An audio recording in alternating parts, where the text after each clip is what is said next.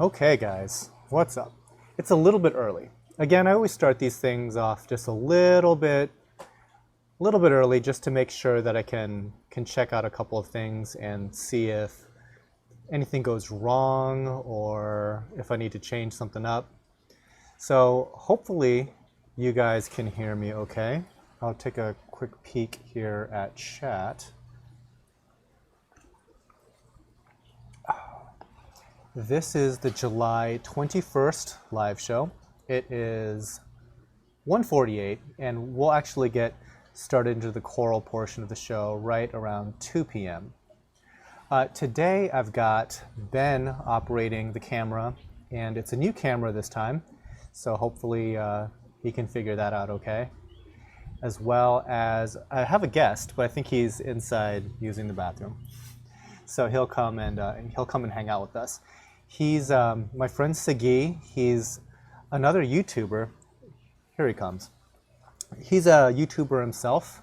He's got a channel called Tech Gear Talk, and we've known each other for like a really long time. And yeah, he mainly does like technology reviews and things of that sort. So if you're interested in like cameras and computer tech, microphones and whatever else, this is your guy. Scritch in and see if we can both. I know, making a lot of noise. Is this thing even on? Scooch in? No. Nope. I don't think. Nope. Can't hear you. You're like, I can't trust this guy. He can't even turn his mic on. Let's see. Let's see. Come on, you can do it. There we go. And we can see levels are on. What's right. up, everyone? Okay. So hopefully, let me know if you guys can hear me okay. Good. Looks like Aaron and Kenzie Knoll says looks and sounds good. Nice. Excellent. One thing that I'll immediately notice. So, okay, a little bit of background. We're using a completely different camera. We're using completely different settings. So one thing right out of the box is that you might notice a higher frame rate. So what are you guys currently watching this at? Because we're broadcasting at 1080p 60. So it should be like a high frame rate broadcast. So if you guys can confirm that for me, that'd be awesome. Looks great. Looks super sharp. It looks super sharp here, but I wonder like on... That's true. On the YouTubes, what that translates into. Right. And are, what frame rate are they picking? Or resolution are they picking to even watch this at? Yeah. Wow, but that footage looks crispy. It's looking kind of nice. It's looking kind of nice. What else is going on different? I'm gonna go grab a drink. Yeah, feel free. I'm gonna unclip. Okay, all right, thank you. What was I thinking? This is a great setup.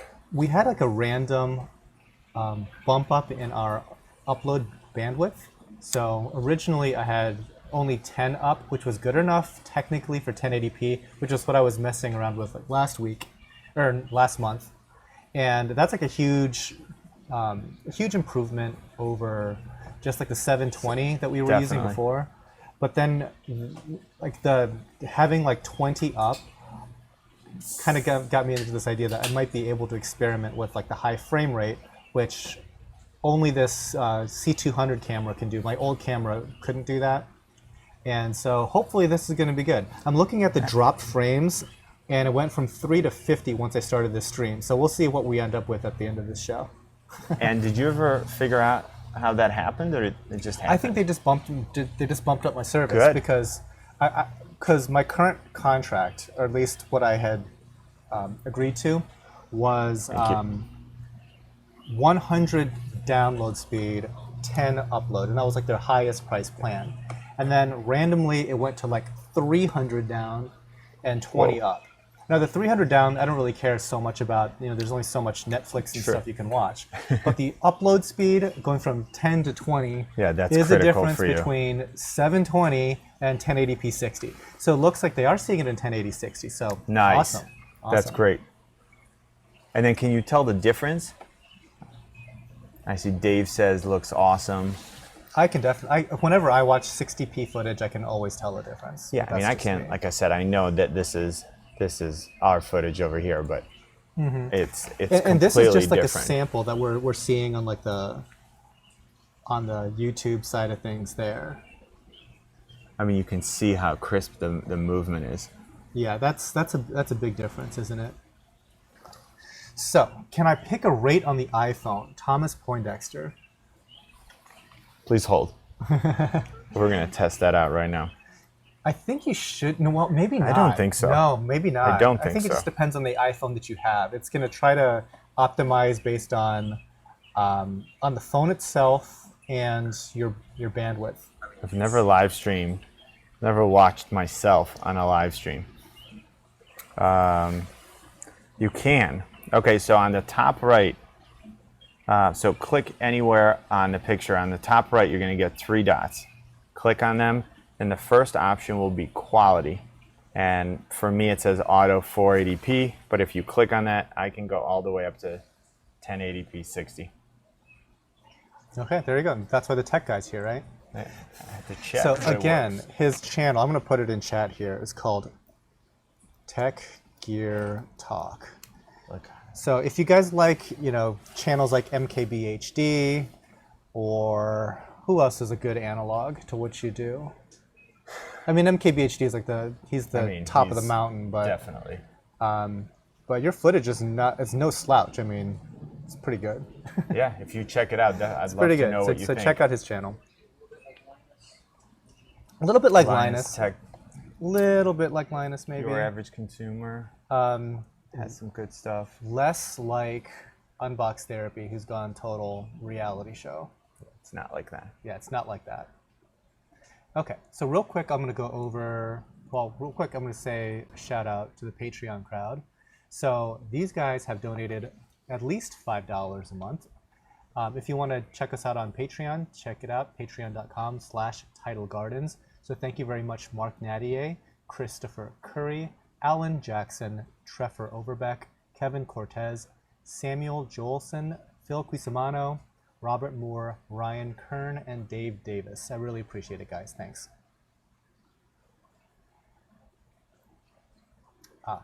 Also, random new thing is that we started to play around with this new integration with YouTube, and I think it's called Teespring. It's their like print-on-demand type T-shirt and merchandise thing. So we're going to be like creating some new designs here and there and just uploading that. And so if you guys are looking for some Tidal Garden swag, you have an opportunity there to also support the channel in a different way. Yeah, there was some really cool stuff there. I checked that out the other day. So if you want some Tunicate leggings or Tunicate socks, those are pretty sick. You can check that out. Might have to just get Christy some. And there's leggings too. She might like that. All right. The rules. How does this all work? If you want to purchase coral, it's the US only. And you go to tidalgardens.com/live, and that'll take you to the live sale page where you will see all the numbered items. So like if you, for example, like item number 1, which is kind of like behind us there, just go ahead and toss that into your shopping cart, check out like normal. You can mix and match stuff that's on the site as well as like stuff that's on the live show. Shipping, $39.99 flat rate, anywhere in the continental U.S. If you live in a weird geography like Puerto Rico or Alaska, there's like an additional shipping module that you have to check out with, but that's applies to almost none of you guys. And my regular customers in Alaska and Puerto Rico, they know the deal. Let's see. In order to get the coral, you have to complete the checkout process. So just having a whole bunch of corals in your shopping cart doesn't reserve them for you. You have to completely finish the checkout process. So if you're going to be doing that, make sure to select local pickups or /live sale / add to an existing order.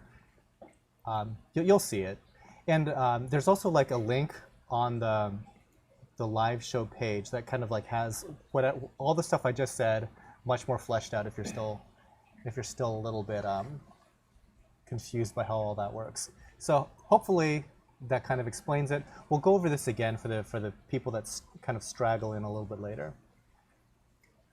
Okay, please drop a link. on how you take those incredible videos. Maybe he's talking to you, maybe he's talking to me. But if you actually do a lot of tutorial as far as shooting video goes? A little bit. A little bit. I've done a tutorial about like getting the proper exposure in photography, and I think right now I'm focusing more on creating content that more like review type content and actually looking at products, look at a lot of cameras. And so I guess I'm a little limited on bandwidth on how much I can produce. I think after I build a nice base of product reviews, I'll go, because I did some motivational stuff, trying to help people get started on YouTube, and maybe I'll go back and do some video stuff, but I haven't yet. You can those teach that course. videos, Oh yeah, those videos went nobody nowhere. watched it. It's like, so his camera review videos get like 20 to 60,000 views, and his let's get started, on getting you guys started on YouTube type videos got like 100. 100. like eventually got to it. 100. Not even like got 100 on the first day. Yeah, it's pretty funny. They have like 100 now. But as far as like my stuff goes, Can teach a class. I could, but a lot of times like people aren't gonna like the lesson, because unfortunately sometimes it's just expensive. Yeah. Yeah, you just have to. There's certain things that no matter how good you are with a phone, it's not going to be the same as if you're working with a cinema camera. No. And the price difference is $6,000. I mean, or even with a DSLR versus Yeah. a cinema camera. And since I use a lot of older footage, sometimes that I had shot like years ago, and I noticed that some of the stuff that I had shot with like a Canon 5D, for example, looks like complete garbage compared to what I'm shooting now. And it's like, I look at like, how can those two things even be remotely close? But my whole channel started with a Canon 5D. That's a DSLR, if you didn't already know. But anyway. Yeah, and I mean, and a DSLR or even a mirrorless, is a good place to start. I mean, obviously, someone coming into this is not going to get this kind of setup. Start with anything, really. Right. Like, so start with your phone, if that's what you have. But again, if you're going to do a lesson using this setup here, it's going to be a very limited audience. I'm going to be talking to the ones of people out there. I'll be talking to you. Yeah. This is you and me. That is what we do when we Skype. Yeah, we talk about We should cinema just cameras. have that live, and then you can just watch it. Watch the crickets chirping Yeah. while we talk about this stuff. Show us some coral. So, okay, let's go ahead and get started, Ben. So the weather here is insane. It goes from like 90-something all week to like 50-something and rainy. Yeah, with like 100% humidity. Yeah, so like earlier today, I actually needed a jacket and a rain jacket at that because it was so awful. Now it's like dry and sunny out, and it's gonna get cooking hot in this greenhouse. Awesome. Isn't it like 80 outside? No, it's like about 65 outside, and I bet by the time the show's over, it's gonna be 80. Yeah. So And if the sun shows up for 2 seconds. yeah, greenhouse will get us cooking.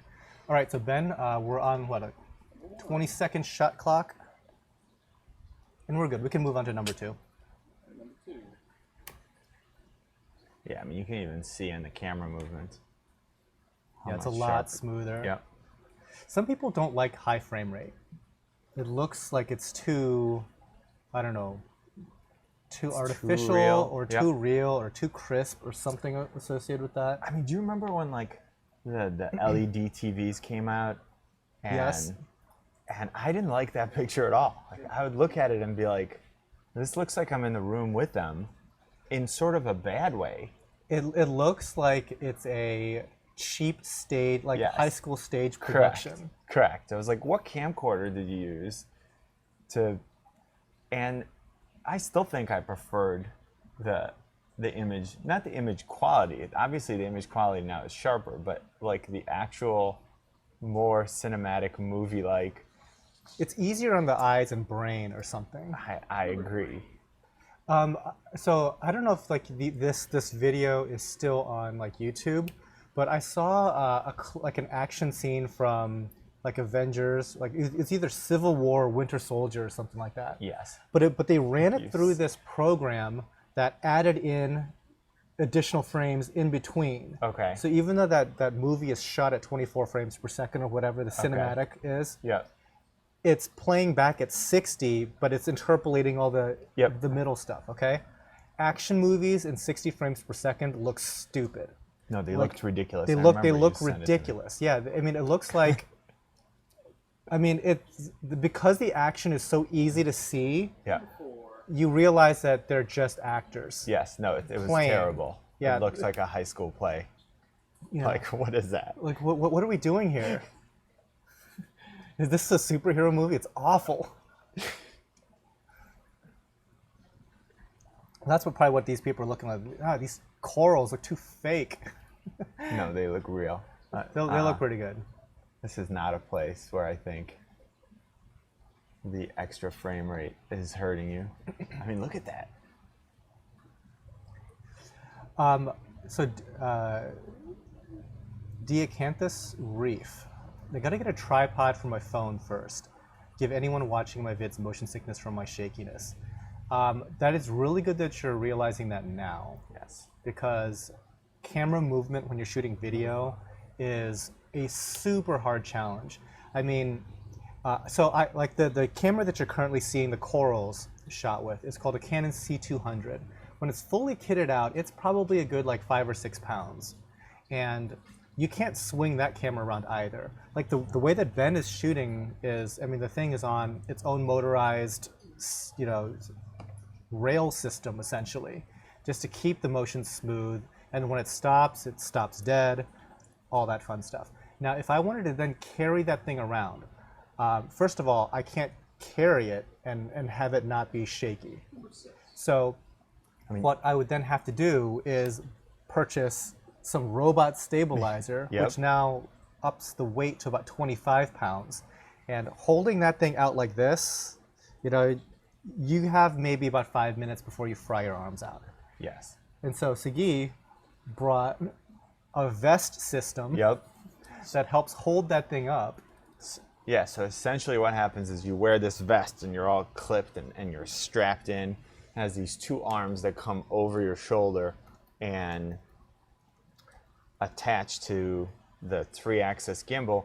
And then you can adjust the amount of weight that you want it to carry. So basically, you don't want it totally weightless, which you could do because then every movement of your body translates to the camera, but you keep about 2 to 3 pounds of weight. So your thing can actually hold this like 20-pound kit with just like 2 fingers on each hand, like as if he's holding 2 pounds. And it's awesome. See, I haven't tried it yet, but I think if we have try it time later, later. yeah, we'll try that. Also, this guy's like the drone guy. I'm so hyper resistant to even buying a drone. Like, I just want the footage, and I've said that before in other streams. I just want the footage. Yeah, and you just say, Sagi, come down Yeah, here. like I agree. And you know, more and more, all of my friends now own drones, and I'm like the last guy. So What I'm for? It's What? over there. You don't need one. Yeah. You just make a phone call. get on the phone and have somebody we'll else bust it out later. crash their drone. Which I did, by the way. I got back from a 2-week trip to Italy where I crashed and lost my drone on the side of a mountain. So that was not fun. Did it? So what caused that? So what I was doing is, it's kind of hard to explain, but I had the drone pointed at the side of a mountain that I was shooting, and I was flying sideways. So in essence, on this portable, because this drone is pretty small, it only has one camera. The newer, bigger drones, you can actually have 2 cameras. So one is showing you the direction that you're flying in for a pilot, and another one is pointed at the subject. Which one does that? The Inspire 2 will do that. So that's Really? perfect, because then the pilot, they've got their own screen, they're always pointed ahead. And what happens with drones is if you look at a drone, where's the camera? If the camera is here and you're flying it this way, well, that's pretty simple, right? Forwards, forward, backwards, backward, left and right. But if I turn it this way, so now the camera is over here, now forward is to my right and backwards is to my left. So if you're flying it this way and the camera is pointed this way, you can't actually see where you're going.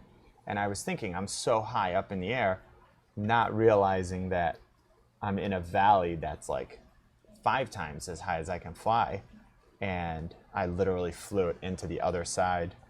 I have GPS, I know exactly where it is. If you want to take a trip to Italy and bring your mountain climbing gear, which someone on Twitter offered to do. But I don't think that's a great idea. Not for, I mean, it's a pretty good drone. It's a Mavic Pro. Is it worth mountain climbing after? No. No. No, and I mean, and it would have been. It'd be like straight mountain climbing. There'd be no roads. You would just be going. I actually was just I was showing your parents the footage of the crash because I have footage as it was, because it sends the footage to my phone in 720 while I'm flying. You actually see it just crash into a tree, and I try to fly it up, and I hit the tree from above. It flips over, and it's on the really sad on the ground.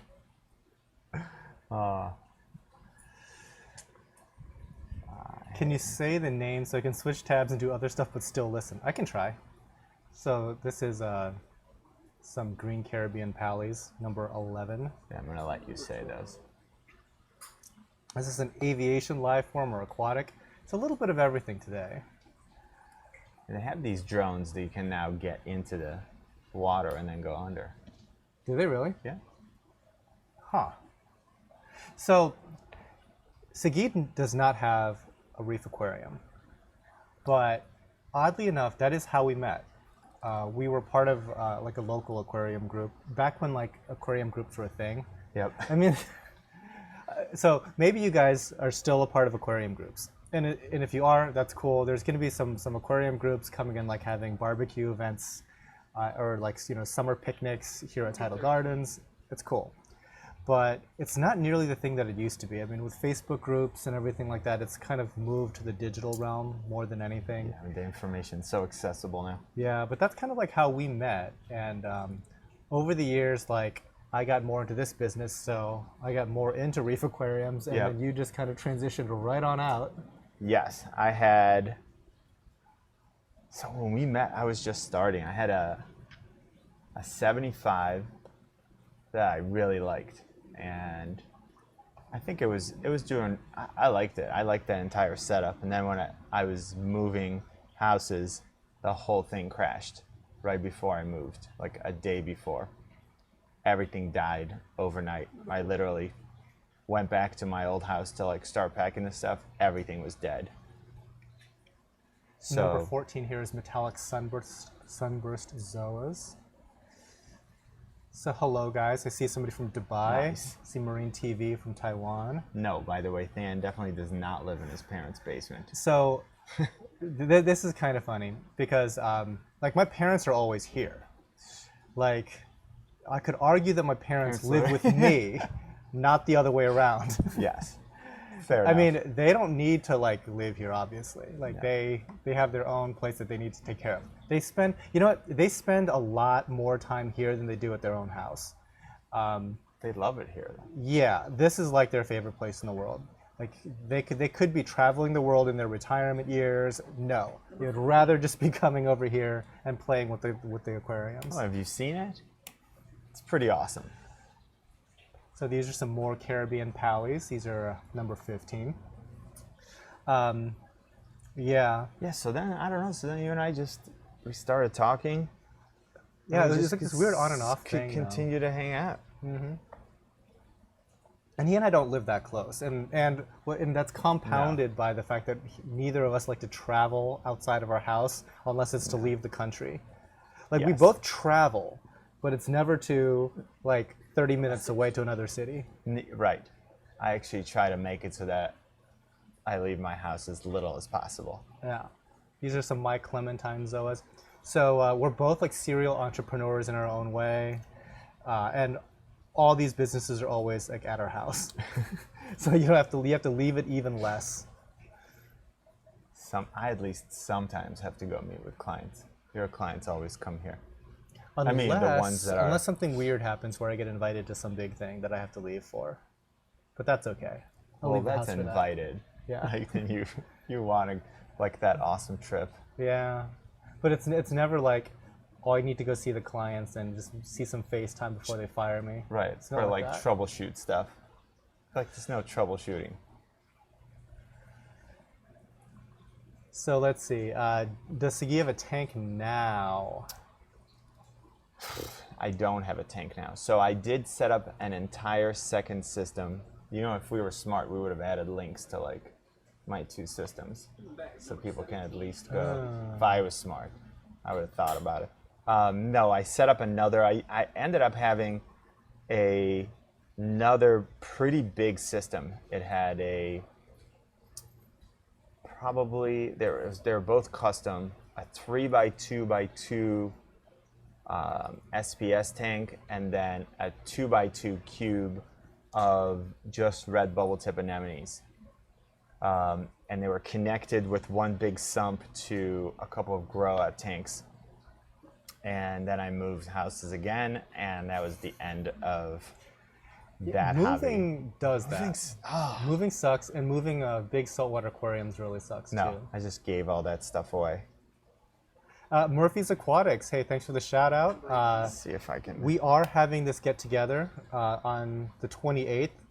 I have some bad news for all the attendees though. Get real used to porta potties because there's almost no chance that these bathrooms are going to get done in the new building before you guys arrive. So long story short, electrical company. Okay, so we have this big electric service that needs to get installed at the new building, to the point that we need to have our own big transformer put in, and like a big like line trenched from like the street 400 feet all the way back to our building to this transformer. Okay. When it was finally time, so this is number 19, some red people eaters. When it was finally time to get this transformer put into place, they had to bring like this giant crane truck and everything. Okay. They said, oh, we can't do it on the scheduled date. We have to push you back about a week because the unit is back ordered. Now, that would normally sound just fine if we didn't pay for the entire thing in advance 5 months ago. Like, that should never be back ordered. So because of that delay, had pushed everything else back. And so there's probably an outside chance that there won't even be electric in the new building by the time that the cookout happens on the 28th. Yeah, that's kind of insane. It should be all right. You guys are big boys and girls. You'll make it.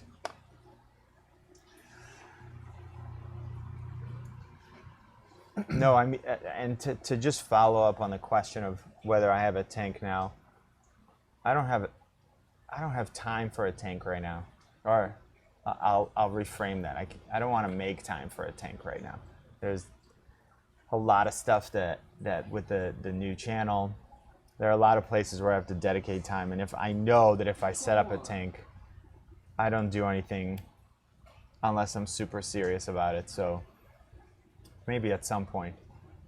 Every time I come here though, or I watch one of Than's videos, I'm like, I just loved having the tank. I used to have it in my office, and I loved being able to like just turn around and take a break and just look at it. It would be so relaxing. So then I fall into this, okay, I'll just do a fish only tank. And then Yeah, that's not going to work. I know it's not going to work. And then I'm like, okay, fish, and I'll throw some torches in there because I like the movement. But I know it's going to escalate. Like as soon as I do that, I'm going to be like, well, I already have this tank here. I might as well It's like, well, take this next step. And then what's the difference between like a tank with fish and torches to a full-blown reef? It's like not a whole lot. not a whole lot. And I think you and I agree. A 120 is the way, like it starts at a 120. That's a like really the good safe ideal, place to start. perfect footprint. So you only need 4 feet, and you're getting enough depth. So, and then at that point, You have a full-blown reef tank. like you're already doing water changes. You're already worried about. I'm not going to be less worried about parameters and right, the quality of the water. So then what's the difference? And it's like, oh, did the lighting somehow get cheaper? Right. Because you weren't really all that serious about keeping coral? No, you probably are going to get some pretty nice lights. Right. Thumbs down. Somebody thumbs down. What? Hey, I'll take it. I'll take any engagement. We were just comparing our channels yesterday, and on some of his videos, like, what was like the number of comments on that one video? It was almost 1,000. Almost 1,000 comments. Okay. My most viewed video, I think, has like 240 comments. Right, which dwarfs mine. Okay, it crushes it. In terms of like total viewership, because I think I have like, on that video has like 250,000 views, Yeah. and on your video it had about 50. 50, yeah. Yeah, but he had way more engagement. So whoever's thumbs downing me, I don't care. At least you did something, because it's like otherwise it's just flat line, like crickets. And thank you for helping. Thanks for helping out. Yep. Who says no water changes? Yeah, I'm not about that. I'm not about that. I know some people are about that. I actually had it semi-automated.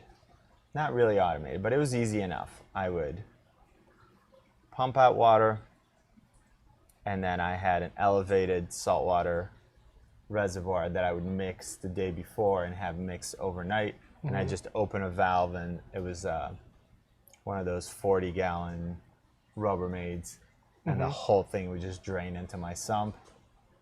Okay. And I could just leave as soon as I opened it. I mean, it wouldn't take more than a minute for it to go back in. Turn that off, turn the return pump back on, call it a day. When I had my 75, it was harder because that was in my office.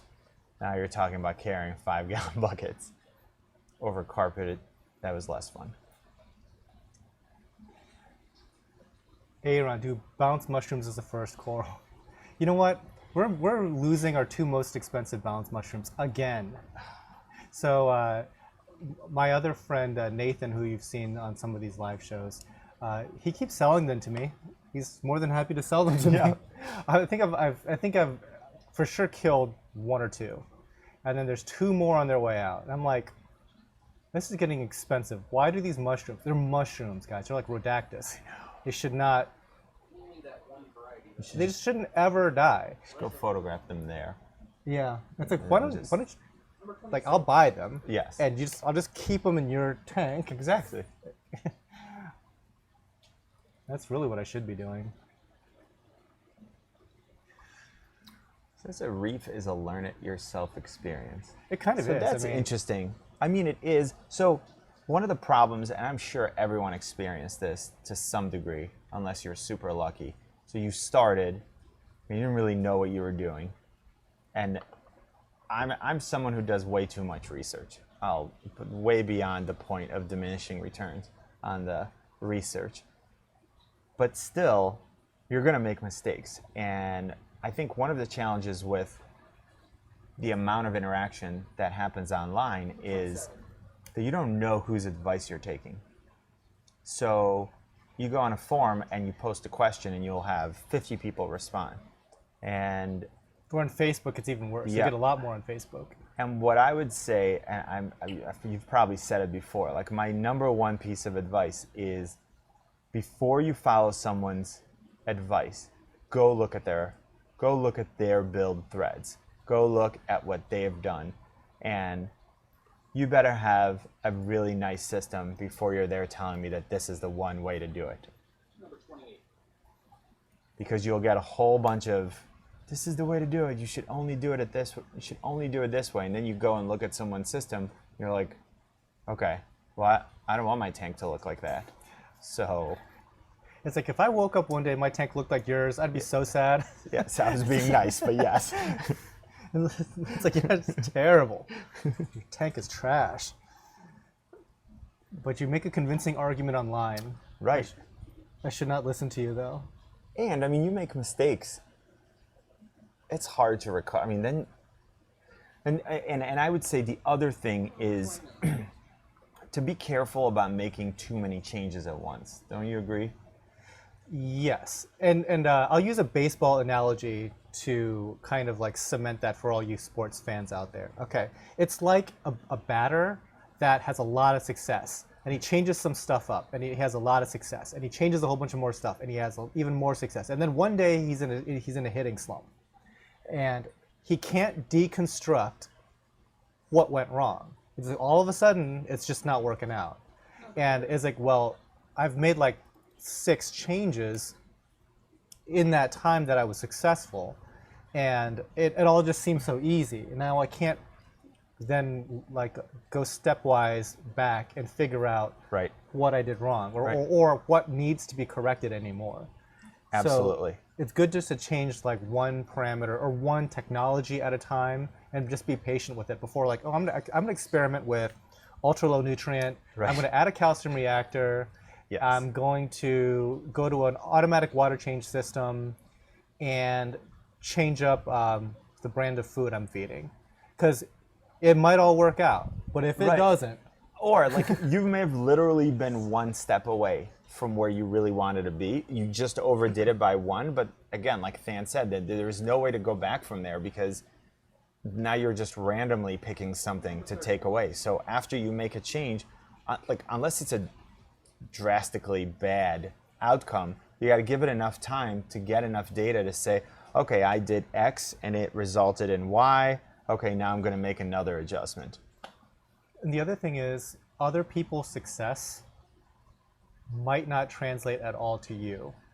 Like, Yep. for example, Rico's Aquariums is in chat. What's up, Rico? His methodology of what he does for his systems is very, very, very different than what I would do for mine. And his tanks work out. If I were to do that, it wouldn't work at all.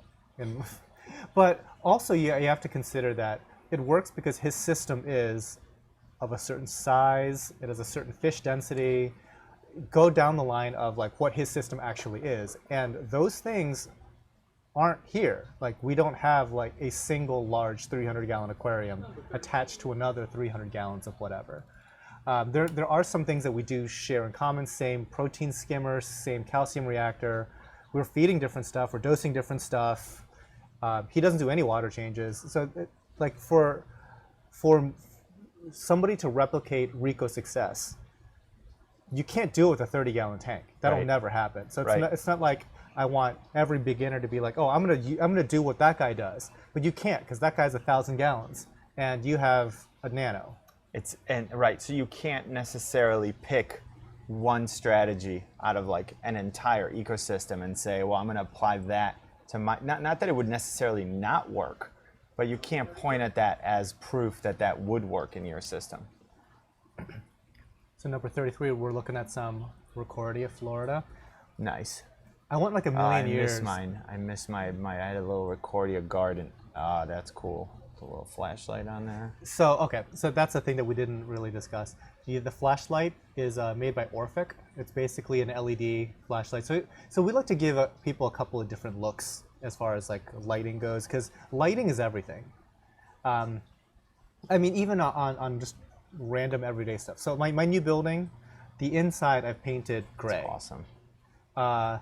Everybody says it looks blue, and it does look blue. But you look at this wall, and the whole thing is gray. But just depending on what kind of light is hitting it at any given time or angle, it's completely different. So you look at this section of the place versus this section of the place, completely different colors.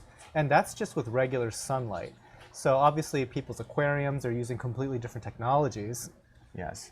You're going to get different looks. So we try to give a little bit of variety, both on our website as far as like the photography to show like 10K versus like Tinic, but here just during the live show, we can show some I stuff. think what's good about, you know, the whole setup that you have in terms of video is that is what the coral looks like here.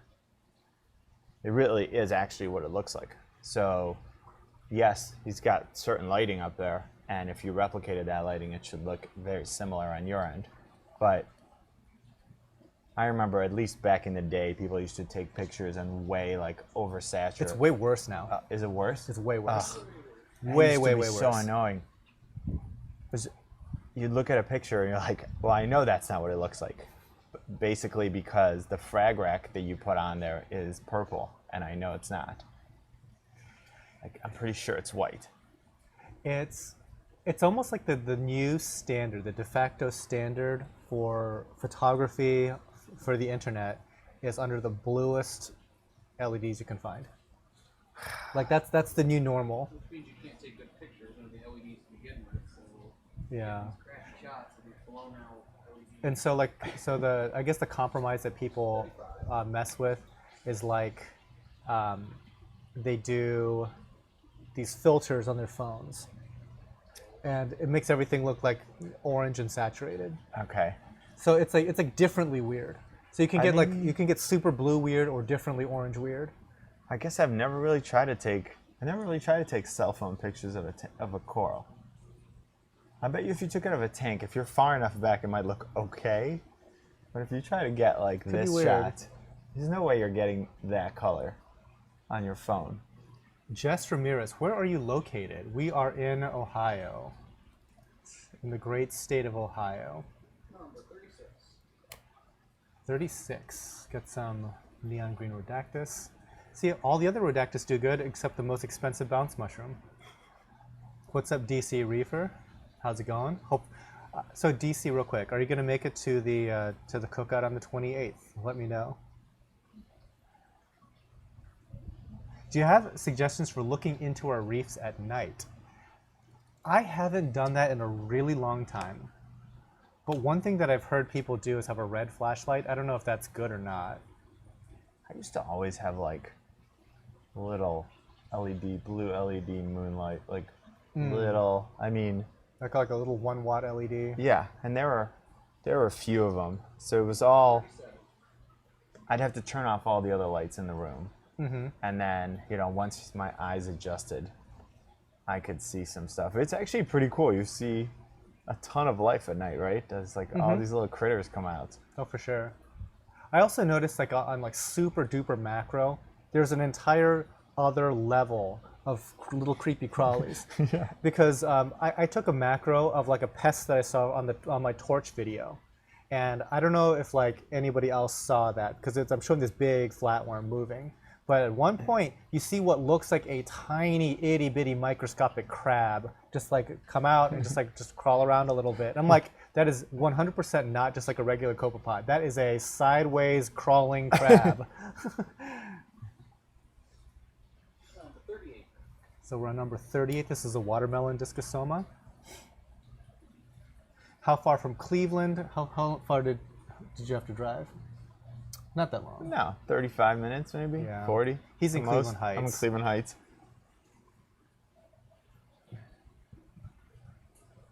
Mostly reefs. I'll be there. Welcome. Hopefully everybody has a good time. So Rico and my man Sean, they're going to be handling the food, I believe. I'll be handling the porta potties.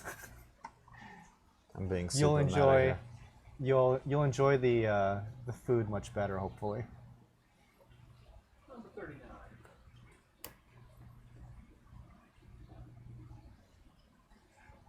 Can fish see infrared light?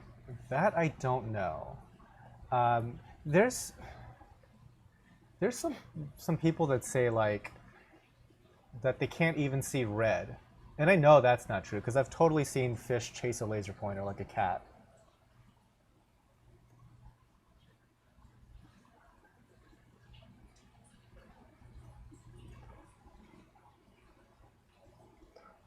I just got a text from one of my friends. It says, I'm in Chicago with my high school buddies. One of them runs the image processing division for the iPhones and iPads. He loved this sunset picture you posted. It's pictures like that that make all the stress worthwhile. Number 40. Interesting. All right, then. And it makes it all worth it, Sagi. Oh, yeah, just ask me.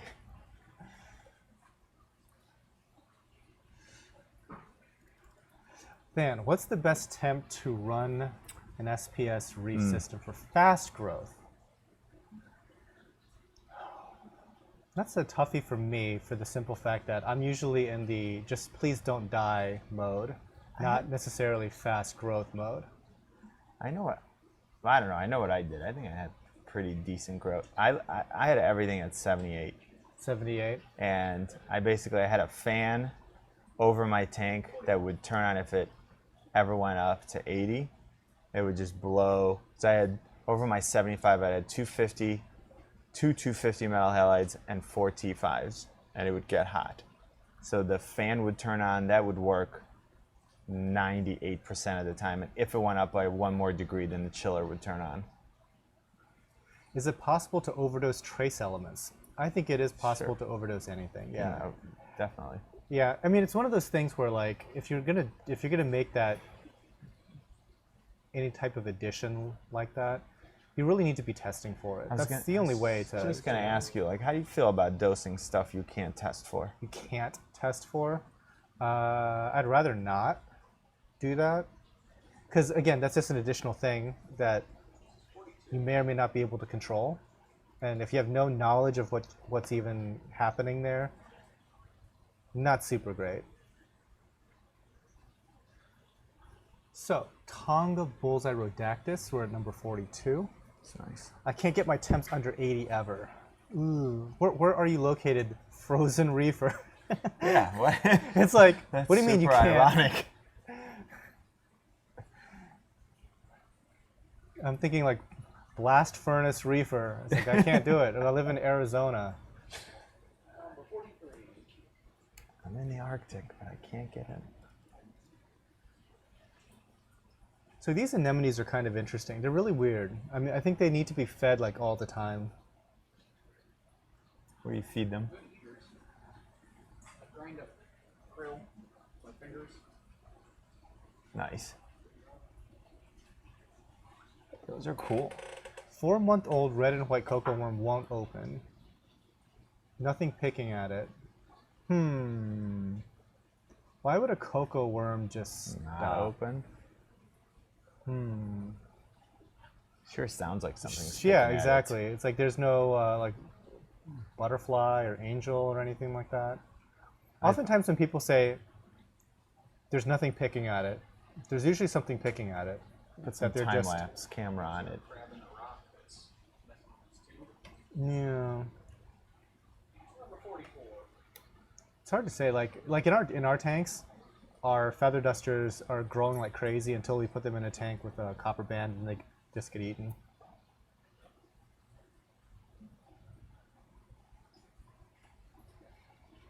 Yeah, and I really hope that you guys can actually see this stuff at 60 frames per second because it looks a lot better. I mean, just in our viewing here.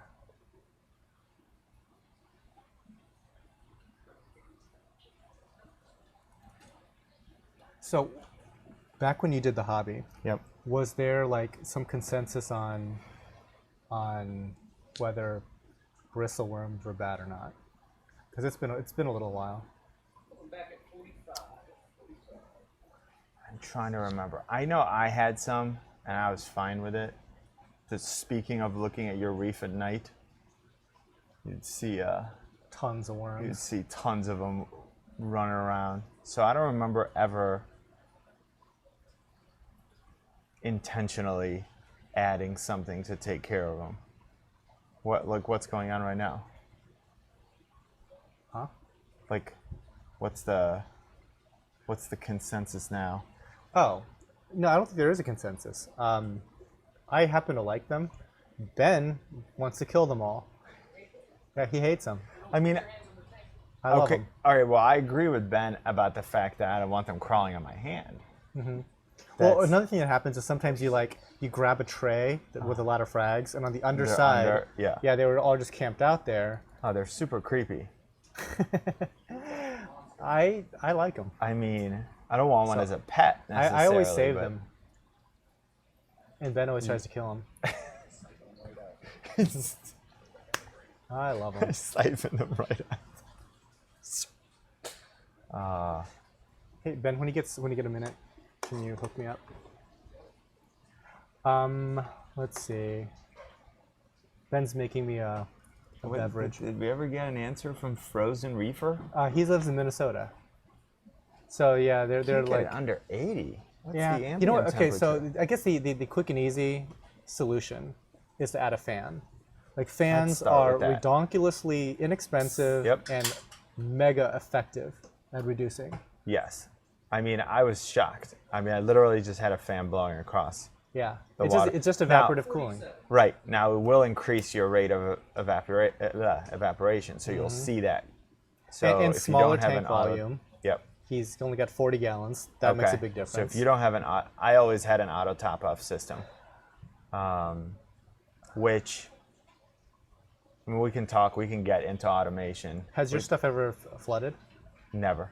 Never. And okay. what I would also say is that I never kept enough water in there. So I had an auto top-off system, but the auto top-off reservoir didn't have its own auto top. Like, it didn't get refilled automatically.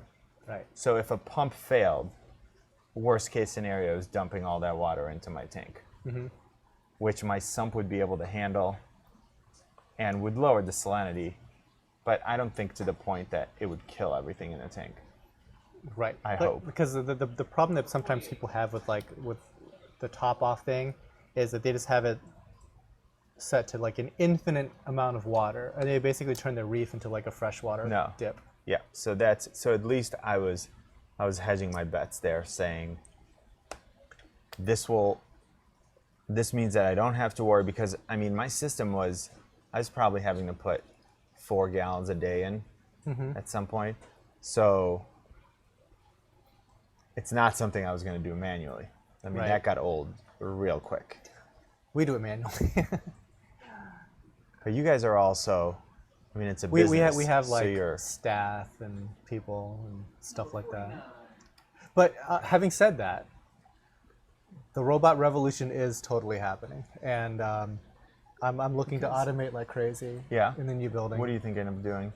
Pretty much automatic water changes, like all the Continuous, or like, so Well, you can just it would be initiate continuous. It would be continuous. So like, well, it would be something that I would initiate, and it would do a water change over the course of like several hours. Okay. That sort of thing. Okay, so again, it's still a confined, right? It's a pretty controlled, Right. It'll be thing. like do 200 gallons, go. right? That sort of thing. Because I don't know if people still do this, but there are definitely some people that had just a continuous water change going, where a pump. It's not open. 51's not open. So 52's not that's open. We're going to 53. okay. You know what's happening there? Okay, so that was Leave it alone. yeah, the copper band fish that you're seeing there isn't. We were just talking about those feather dusters, Yep. right? Those feather dusters were hanging out on these pipe organs, and there you go. It's Boom. like those particular frag plugs are just getting thrown around. 53 is what we're at. So we are on number 53, and I guess this is the one that doesn't have any feather dusters. Yeah, And you can see the copper band hovering around in the background, just messing with us. be great if it was trolling. just like, cue copper band, and go. All right, so someone says, I fill a 5-gallon ATO weekly. Perfect. Yeah, that works. Perfect. Sometimes people top off with just Kalkwasser. That also can work. Ever Yeah, tried yes, I Chinese always had that black mixed. boxes? It's a good call for reminding me. I just used to dump a ton of calc in the bottom of my reservoir. Yeah. So there's only so much that would dissolve in a given amount of water. Then I would just add water to it, remix it, or I think I had a pump. Actually, no, now that I think about it, it was so long ago. I had a pump in there that would continuously circulate that water. And you just dose like the clear stuff, or you Yeah, just it would just be it. Yep. So somebody was asking about the inexpensive Chinese black boxes. I have not tried that. I have just tried like the cheap Amazon T5 fixtures. Did a video on that. You But- like those, right? Yeah, I do. I I mean, mean, for the price. yeah, they're really, really cheap. You know, they're really cheap. But you know, people have had plenty of success these? with. Yeah, those are those, the white ones. They look fine. nice. And they eventually like rust and stuff. But go figure, everything rusts in here. It's shocking.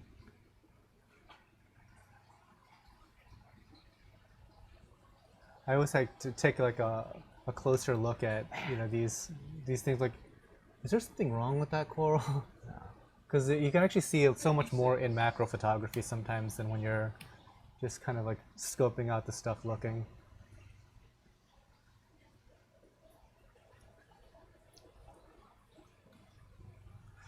Just Ramirez, dumb question. When you say you place a fan on your tank to bring the temps down, we're talking about a small desk fan you can clip to the glass.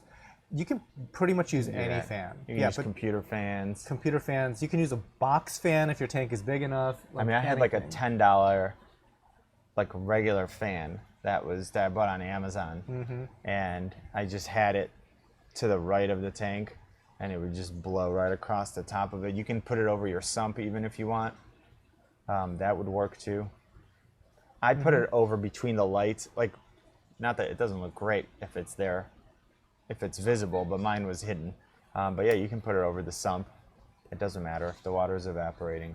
The only thing that I might consider is, like, if you're not going to go with like the ultra cheapest, dirt cheapest Amazon Prime Day, basically free thing, is if you do spend more money, you get two things. You get a little bit better build quality, so you don't have to throw away that Amazon Prime special, and it might be quieter. That's much more important for me. So back when I was running like two 400-watt metal halides on a 75, the fans I got, they're probably not even like imported anymore because of all the trade war business, but they were made in Germany, and they were about $20 a piece for like a 4-inch fan, and those things were dead silent.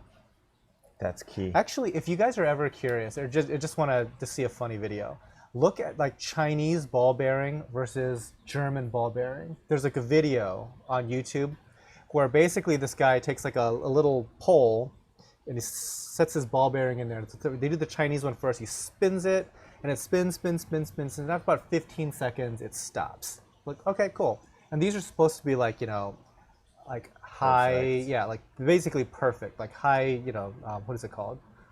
Like really exacting, whatever. I can't even think of the phrase right now. So they take that one off and put the German ball bearing on there, and they spin that sucker. It spun for like 10 minutes. Yeah. So I was like, oh, okay. Yeah, and that comes down to value with like anything you buy. Yeah, like if it matters, it's like just like, lol, I've seen that video. Yeah. So that's the difference between Amazon Prime specials and like the good stuff. Now, how important is the good stuff to you? We're just talking about a fan here. What you're saying, Siggy? What's that? What you're saying? My saying is buy it nice or buy it twice. That's like the tagline for his whole channel. Yep. So like the thing I hate the most is I'm like choosing between two things. This one, whatever, pick a number. This one's $100 and the other one's $150. And you're like, do I really need to spend an extra $50? Then you end up buying the $100 one. It doesn't work out. And then you have to buy the $150 one. Now you spent $250 to get the one that you should have gotten to begin with. I'm not saying that you should always buy the more expensive thing, but you regret it less. Unless like you can't keep the lights on. Right. But we're not talking about that. We're talking about hobbies. Yes. And generally we're talking about an area that you have like some disposable income. Correct. Maybe you want to spring for a better fan. And I always say, like, I'd always rather wait. So unless it's like critical, like I need to add a fan now or my system's gonna die and I can't afford that better one. Okay. Cool. That's something else. $10 to save your system is great. But if you're saying like I'm saving up to buy this thing, then I'm always like just wait. If it's not something you need right now, wait till you can get the one you really want. And I don't mean that like it's endless, right? There's always going to be something better. But I mean within reason, you and I definitely err on the side of spend more money. Spending more, like waiting until we can get the one we want. Mm-hmm. Or not. But yeah. Well, and it also gets to a point where like a lot of the stuff that we splurge on, we're not splurging on like Ferraris or something like that we just don't care about. That's true. It's always for like something involving like work product. Yeah. And so sometimes we'll spend more on something to get something that just reduces like friction involved in getting 100%. Work done.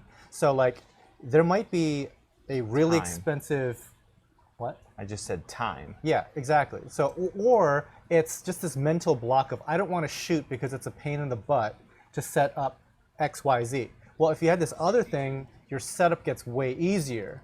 It costs more, but because you have that, it makes the whole thing have less friction and you have less. Every time. Yeah, So like you spent more once, but now every time you use it, just you makes life get that easier. saving over and over and over. And I mean, we always like we talk about like removing obstacles that are in your way of whatever it is, getting whatever you need done. It's like, think of it this way: if we're applying it to the hobby, if I told you that to do a water change, all you had to do is flip one switch that would drain X number of gallons, would stop, you turn another switch, and then new water comes in. Well, water change becomes not that big of a deal versus having to like mix a 5-gallon bucket, take 5 gallons out, dump it in, and do that over and over and over. And then you're doing that every time you need to do a water change.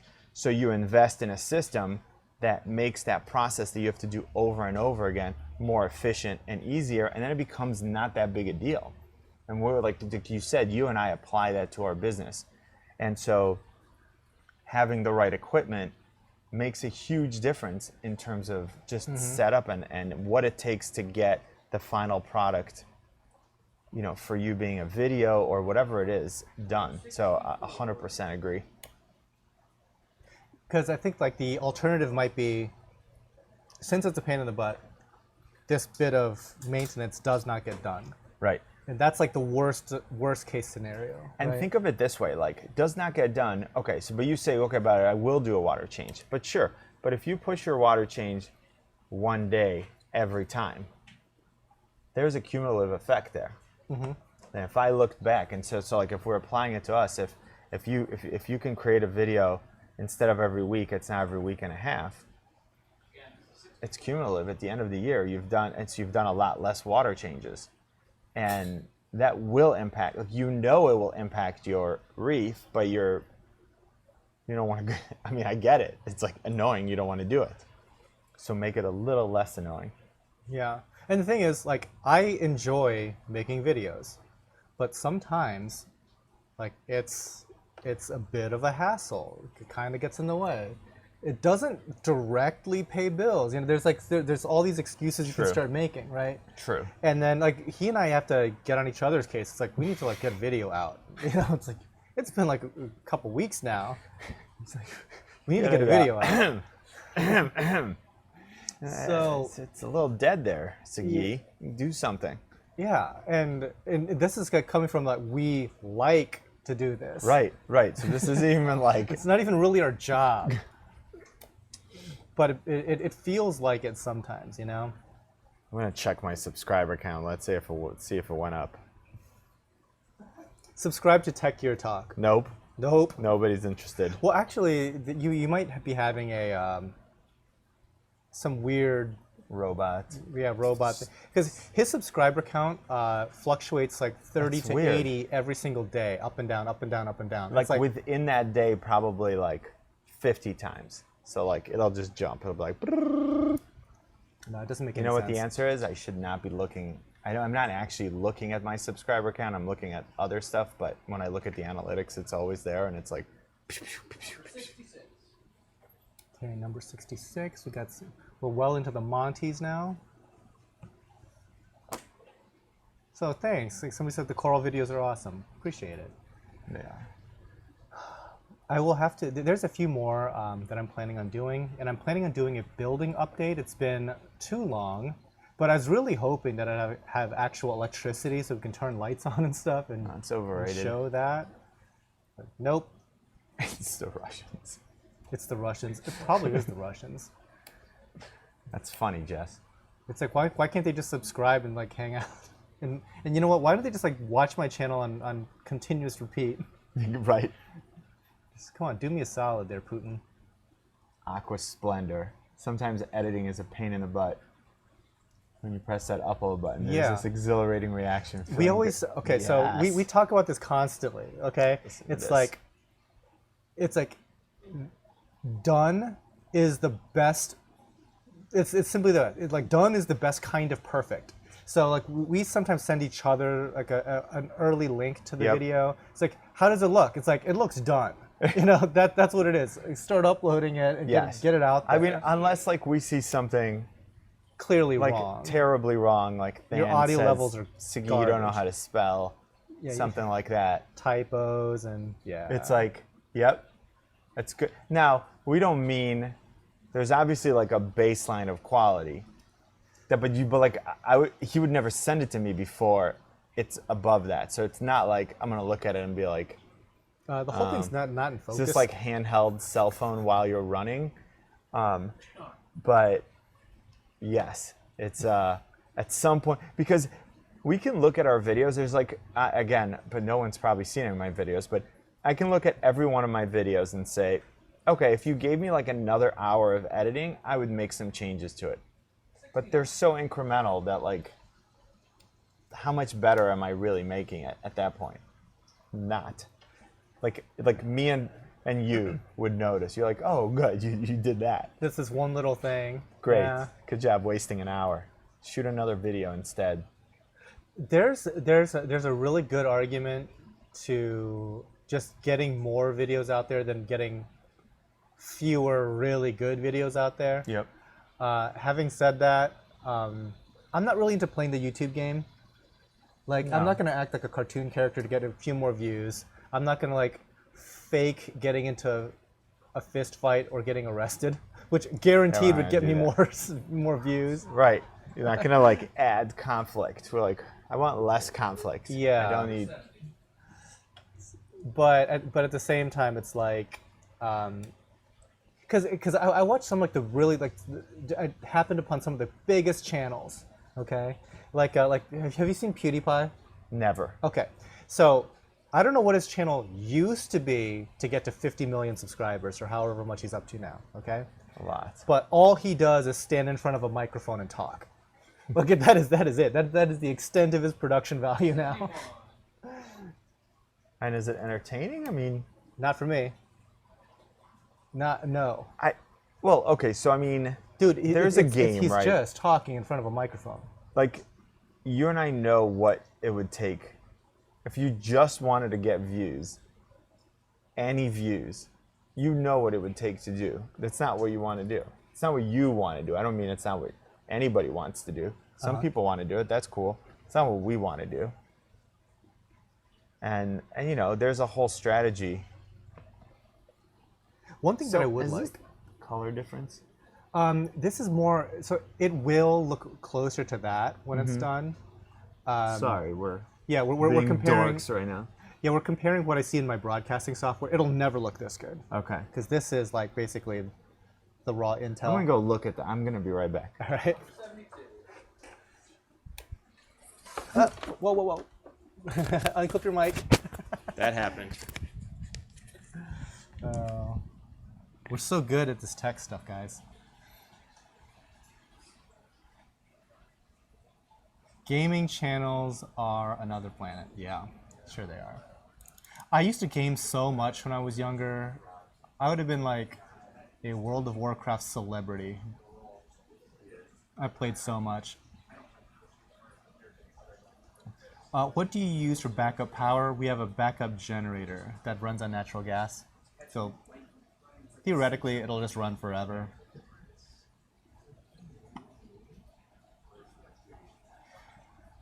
Joseph, reef tanks are cool, but diving is awesome. I obviously living in Ohio, I don't get to go diving that often, but I'm hoping to be going diving this winter. I'm going to be going on a vacation with my friends to Vietnam, and one part of that trip is going to be going to this island off of the coast of Vietnam in the south, and looking forward to that. Mad Hatter's Reef, thank you so much for the super chat, man. Appreciate it. Let's see a building update. That will be, okay, I promise, that will be the next video I make. It's going to be a building update. 10 super chats the next video. Unless somebody outbids your super chat with a different topic. No, I'm kidding. The building, it's going smoothly but slowly, if that makes sense. There's just some of these like things that we're waiting for that are just slowing up 5 other contractors. So okay, so the There's other a day, lot. again, my endless issues with getting this electrical service in. So we finally got my back-ordered transformer in place, okay? And they're like, great, all we need to do now is get this thing inspected. Once that's inspected, great. We can just, turn everything on and then your electrician can go right ahead. So I'm like, cool, cool. Inspector came and left. Everything inspected just fine. Then a First Energy truck shows up and I'm like, sweet, we're about to get electrical. He starts working, okay? And then he comes right into the greenhouse. He's like, you guys don't have electric here. I'm like, bro, that's what you're here for. Isn't like- that you? Yeah, aren't you the guy? Like, I see your truck, it says First Energy on it. Yep. You're here to like install something, presumably, I don't know, electric service. It would make sense. Yeah, there's not going to be electric service here. And so he's like, no, I'm just here to do like the meter socket. There's a completely different crew at the street that has to come and like turn the power on at the pole. And I'm like, isn't that still you guys? Yeah. Like, so they sent That's you. So It's we like don't you have look at electric you yet. listen to this whole conversation, and he's like, "Well, there's someone else needs to be here." We're like, Someone but else that's from, still you. Yeah, someone else from your company still needs to, whatever. So guys, that's why I didn't see that on my task list. that's why I have to rent porta potties. Not happy about that. Oh, actually, yeah, that's a good point. Rico's Aquariums. He did a quick little walkthrough with me the other day, and strangely enough, a lot's gone on since then. But The new building's incredible. new building's going well, I have to admit. I mean, it's pretty amazing to see it. Like, you just walk outside and see it. Just the scale of it by comparison. Like, this greenhouse is big. And then you like step to the side and you look at this monster building that's It's pretty big. like towers over this. It's gonna be unbelievable. I mean, the studio alone. Is the studio as big as this greenhouse? it's a little bit smaller. So Than this whole greenhouse. this greenhouse The is studio- 1,300. The studio alone is a little smaller than this whole greenhouse. And that's like a small portion of the second floor of this huge building. It's nuts. Yeah, and what's crazy is like, so Ben and I were just up there earlier, and we were just like looking around upstairs. It looks small. It's the weirdest like mental thing. It looks small until you start walking through it and you're like, I'm still walking. Right. And I'm still walking. Yeah, it's like, go get me something from the other side and then tell me it's small. Or like when we have to go, I'll see you in a minute. we were expecting some rain, so we had to close the windows. And just going around closing all the windows is like, this is taking a long time. How do we automate this whole window closing thing? You have to get an app. Should get those like automated blinds. I saw this like Kickstarter or something that had, basically it was this like gizmo that you could attach to your regular blinds. Uh-huh. And you It's put like, the thing through. Yeah, it's like a little feed motor Yes. thing. Yeah. And so I was like, okay, that's cool. Well, that thing was like $250. It's like just the motor. I'm like, well, how much are Like regular real ones. like, yes. Are they like a lot more? I don't know. Oh. I've always kind of wanted those in our bedroom.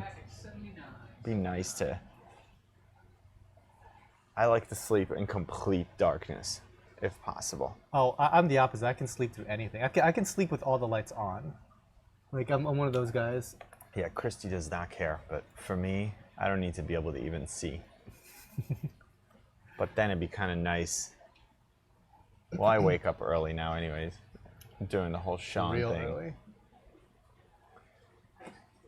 Like I wake up early because my cats wake me up early, but you're waking up at like 3:30. Like 4:30. Man, I'm not about that. You get stuff done at 4:30. Nobody's calling me at 4:30 a.m. That's true. Or if they are, you don't really. Yeah, have I'm to not answer. picking up because why are you calling me at 4:30? Yeah, nothing happens at 4. Nothing good happens at 4:30. What do they say? Like after 2 a.m.? Yeah, like you shouldn't be out. Like Not, at what nothing point good. does it become the next day, or you're free? It's free. You just get up and open the blinds the old-fashioned way.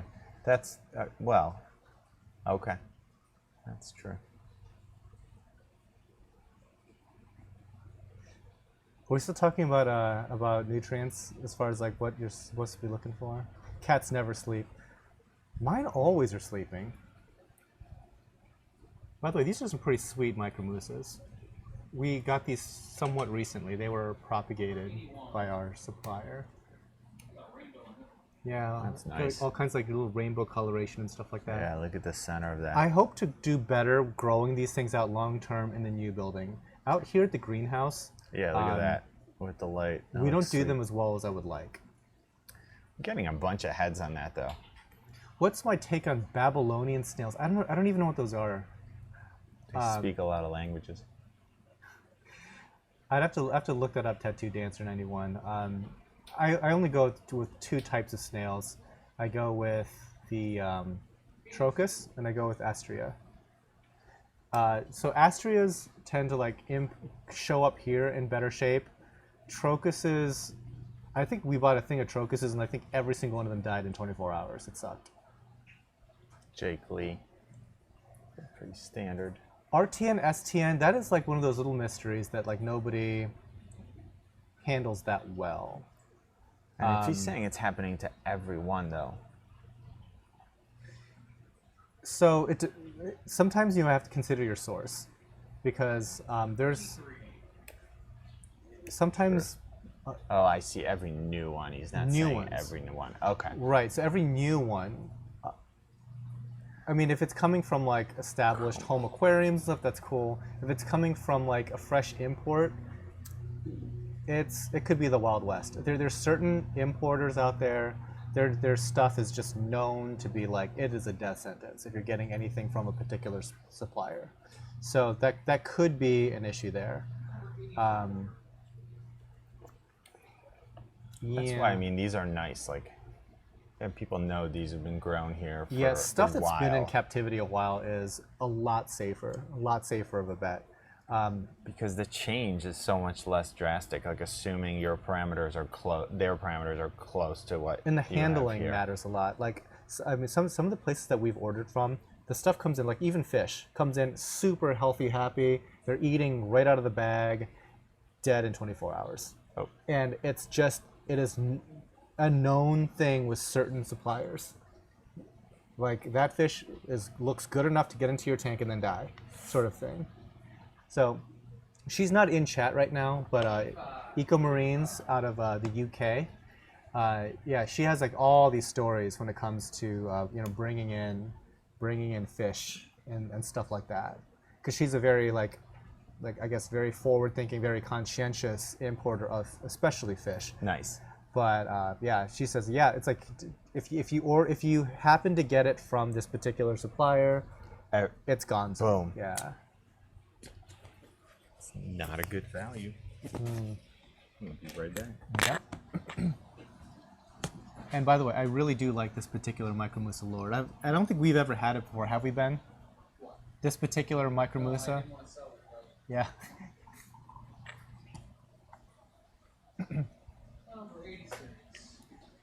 So Matthew Davidson is wondering, how big can acans grow? They can, I mean, each individual polyp, I would say, can get to the size of a 50-cent piece, maybe inch and a half if they're really, really healthy. The entire colony can grow as big as it likes.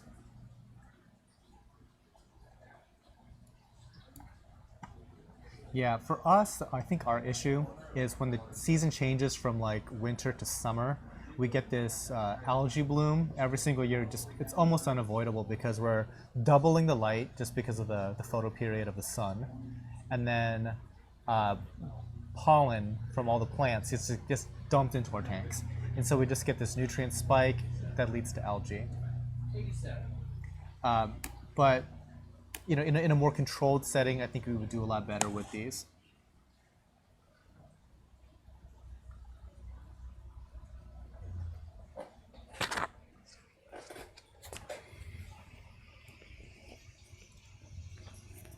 That's pretty good. Nice.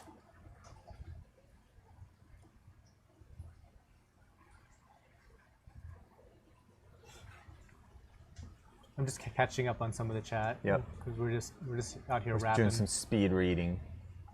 Not very good at it. Number 88. Number 88. Still in Micromusa land. Somebody was saying a little earlier, I did catch this comment, but they liked some of the content that was on our on a different channel. It's probably Advanced Reef Aquarium. And it's like, are you going to move any of those videos over? I'm not, because I no longer have that video footage. But I plan to remake a lot of my older content anyway. For example, I have acanthastria videos where they're old enough that these corals that you're currently seeing, they were called acanthastria lordhelmensis, and they got reclassified as Micromusa. So, I mean, I need to make a new video just for these guys, for example. You're not getting rid of any footage now. No. So one of the kind of the problems, I guess, with getting like a 4K camera that actually doesn't suck is that you blow through data like crazy.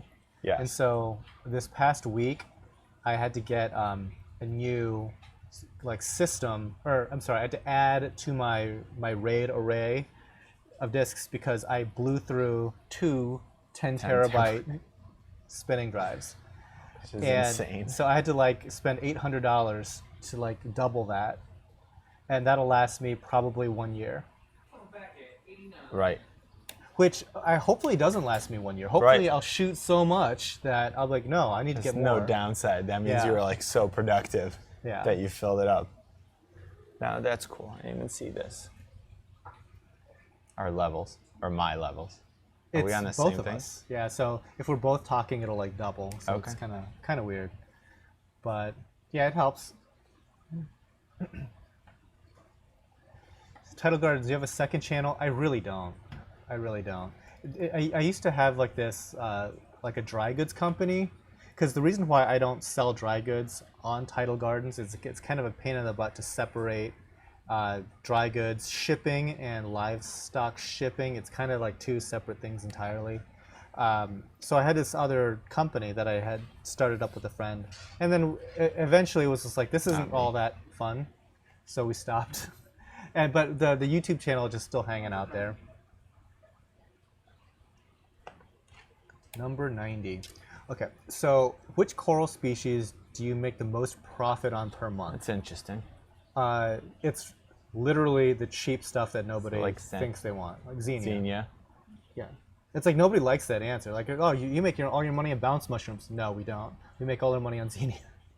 No, because you got to look at how many people are actually able to. It's a numbers game, I'm assuming, right? And not only that, but Xenia ships extremely poorly. So local stores and places like that would rather buy Xenia from From me. you, like they actually come here. Yeah, they would rather get it here. So they'll be like, can I get like 100 Xenia? I'm like, yes. And obviously they're going to get a discount because of... hey, Ben, you might want to fiddle with the color temp just under that section of tanks because it's goofy there. It's very pink. Better or worse? Worse. Other way, make it cooler, maybe. Yeah, you have to... Getting a little better. Whoa. That's actually Is that better. what it looks like? It's better than too pink. Well, that's true. Regardless, this will actually take on like an orangish coloration. Mess around. Now I'm waiting for that to be over there. Yeah, it'll be like, whoa, Boom. boom. there it happened. 92. How many hard drives do you have? I bought an 8 terabyte, but I'm already scared of 4K. In my thing, I have two 2 terabyte SSDs that I use for cache, and I have 4 10 terabyte drives in a RAID array. And Aqua Splendor, if you're looking, I'm assuming since you're saying 4K, you're interested in video,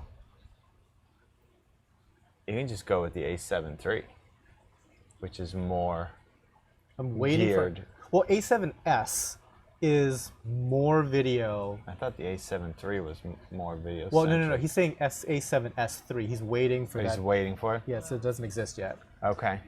If they make an A7S III, that's probably going to be a very capable video thing. On paper.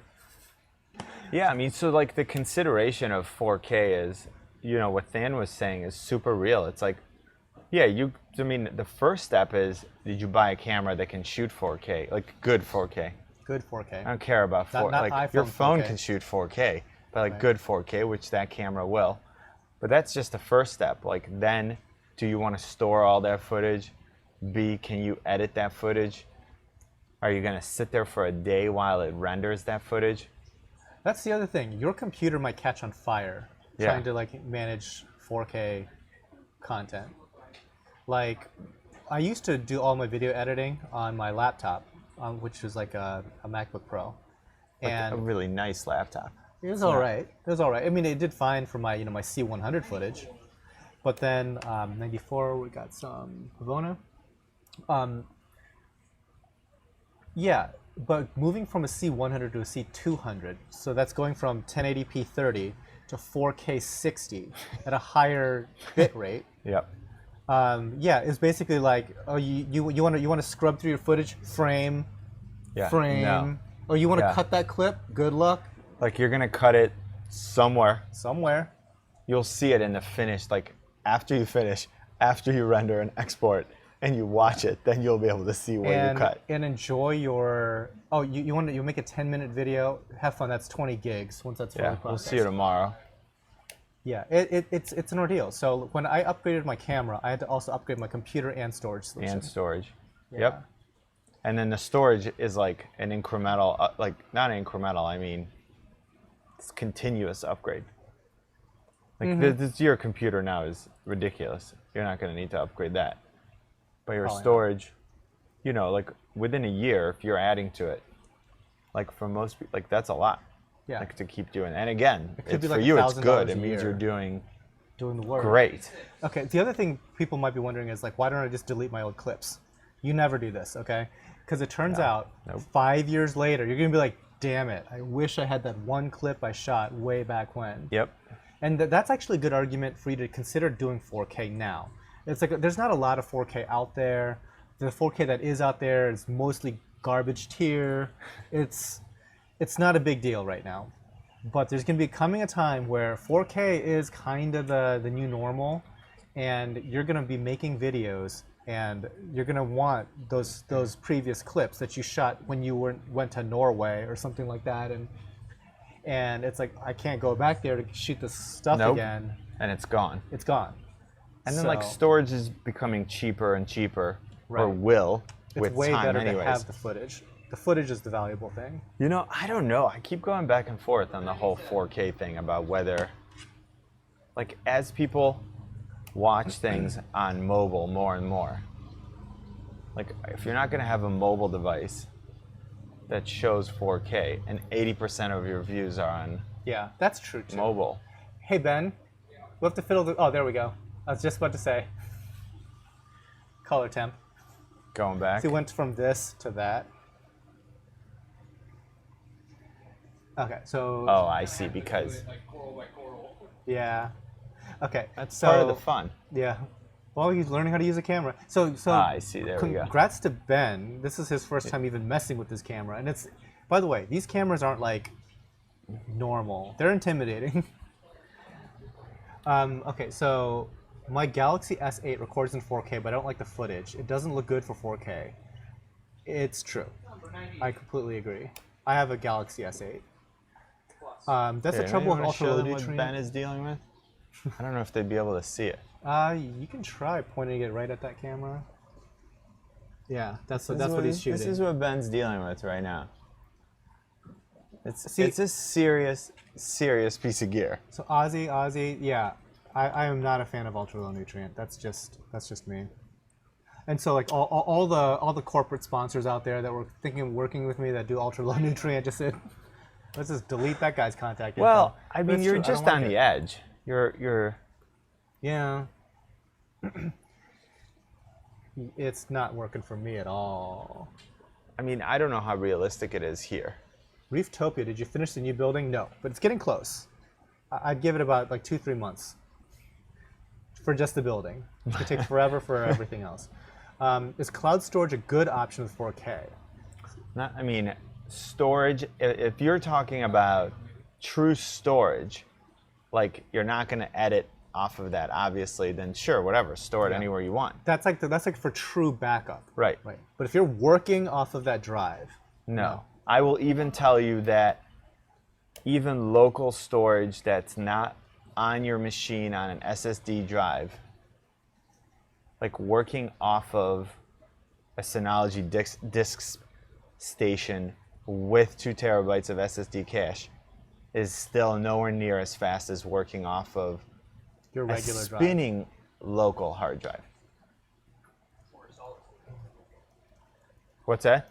Or better yet, a solid state local. No, sure, but I was saying even a regular spinning one, it's still not as fast. 101.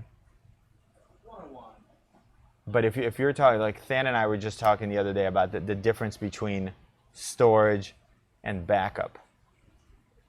Off-location backup is fine. And if you ever need it, you download it, and then you can edit it.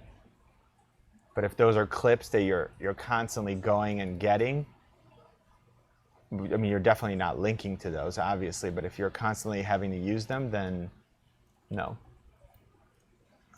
Hot pink. Yeah, I sold that anemone a while back. They're nice. Yeah. 102. It was pretty sweet. I've never gotten another one since. Are you going to do any species tank in your new building from Lawyer Justice? I have not really thought about. I mean, does Acropora count? In that case, yes. I did say hello to Eco Marines. Hello, hello. I did mention you just a moment ago when we were talking about like scrupulous or at least conscientious fish importers, and how like certain ones that are not quite so good can just like die on you instantly. Ultra low is dangerous. It's difficult. Somebody was asking about, you're gonna go visit your friend that was doing ultra low nutrient? Yes. So his name's Will. I haven't gone to his house in a while, and I plan to. I mean, he is not a rookie at this game. I mean, he's been doing this for as long as I have, and that's close to like 30-something years. He really knows what he's doing, and he knows what he's after also. So like his aesthetic is very different than mine. I mean, he likes that really, like that really pale pastel look, where it's like, you know, it's like this starvation diet of sorts for your coral. But that's what he's going for, and then he is, you know, a good enough hobbyist that he can keep it at those levels. Yeah, and you have to be super vigilant. So it's working out for him just fine. For me, I tried it. It killed half my stuff, like in 2 weeks. So no, I can't do that. Local storage is faster than network storage, correct? So guided by echoes. The other thing that that I look at now is the transfer speed between the NAS and my computer, because Sagi here has a NAS that is 1 generation ahead of mine, and so my data speed through the Cat 5 cable or Cat 6 cable. Not opening. Going to 105. Okay, we're going to 105. Okay. So the so my data speed is capped at basically 1 gig speed. Okay. Whereas yours can be expanded up to 10, I believe. And you might think, who cares? Those are like blindingly fast, ridiculous speeds. When you're shooting over 4K video files to edit in real time, It's scrubbing. yeah, you need to have that. Right, and this is like super dorky, but like when you're editing a clip, you're like trying to get it to cut on a certain frame, and if you're dragging your playhead back and forth, it's showing you like every 30th frame. It's just like you just can't get to where you want. Yeah. It's tedious And really you know what? annoying. I hate editing. Like, I suck at it. need It's an like, editor. I'm not Coralfish 12G, if you're familiar with his videos. He's a really good editor, and he kind of, that's that's his like real defining thing. He's a very good editor. And there's a lot of other people. I mean, not necessarily in this hobby. Space, yeah. Well, I mean, I guess Inappropriate Reefer, he's also very good as far as editing goes. But there's like some great editors out there. I'm not those guys. And I'll never be those guys because I don't enjoy the process at all. So yes, I need an editor. I just can't pay one. And I mean, yeah, and like that's fair. Like you don't enjoy it, so then I like shooting. Like we're you like cinematographers. shooting. We're You not like editors. you like the actual footage itself looking beautiful. You're like, look, this is pretty. No, I don't care about this transition. I'm not gonna do camera whip. Camera whips. Like for you to Yeah. move from here to here. I don't have a nice camera like Dan, or stick to a thing like Inappropriate Reefer that absorbs most of my the shakes. shake. Oh, the stick thing. Okay, so Does that's he have like a it's gimbal? yeah, it's probably a gimbal stabilizer. Those are always a good idea. Yep. Well, not very many people. Who said that? Well, not very many people have a camera like Than's. Let's Very just few. start there. So that Most people don't be critical of Most people yourself. that need a camera like mine rent it for their Movies. paid photo shoots or like paid commercial Yes. things. Yeah, no Johan one- M, are you hiring? It really depends. Give me like a year and I'll definitely be hiring. It's like an open-ended question. Yes, Like, it depends. It depends on what what value do you? exactly, because this is like the honest truth of it. Sometimes people want to work here to basically do the job of what a Tang and 3 snails could also do. Like that guy's not getting hired. Like, but that's what they offer. It's like I can clean your tanks. I'm like, not moving the needle. No. Not- the- I'm also going to need access to the company jet. So. Yeah, And a company car. and like full benefits for my whole family, and a food budget and a moving stipend. I'm like, dude, you work at a pet store. Yeah. Like this is a pet store that doesn't let people in the door. Bri- We don't make that much money here. Bryant Carr says Amazon has a tripod for like $10. Okay, so what I Okay. will say is, if the choice is between hand holding the camera and putting it on a tripod, it should always be on a tripod. Always. You should never hand hold anything. Now, the difference between a camera tripod and a video tripod is going to be the fluid head, which means that when you're introducing movement to the camera, if you want to pan, if you want to tilt, whether it can do that smoothly. That's why a video head is so much more expensive. But if your camera is stationary, literally any tripod that can hold the weight, I mean within reason, will do a fine job. If you're trying to actually like move the camera, you're gonna see a difference between a $50 112. tripod, a $200 tripod, a $400 tripod, and Than and I were just talking about a $1,200 tripod, which is pretty awesome. Pretty nice. So here's the other thing about technology is like what is the lifespan of the tech, right?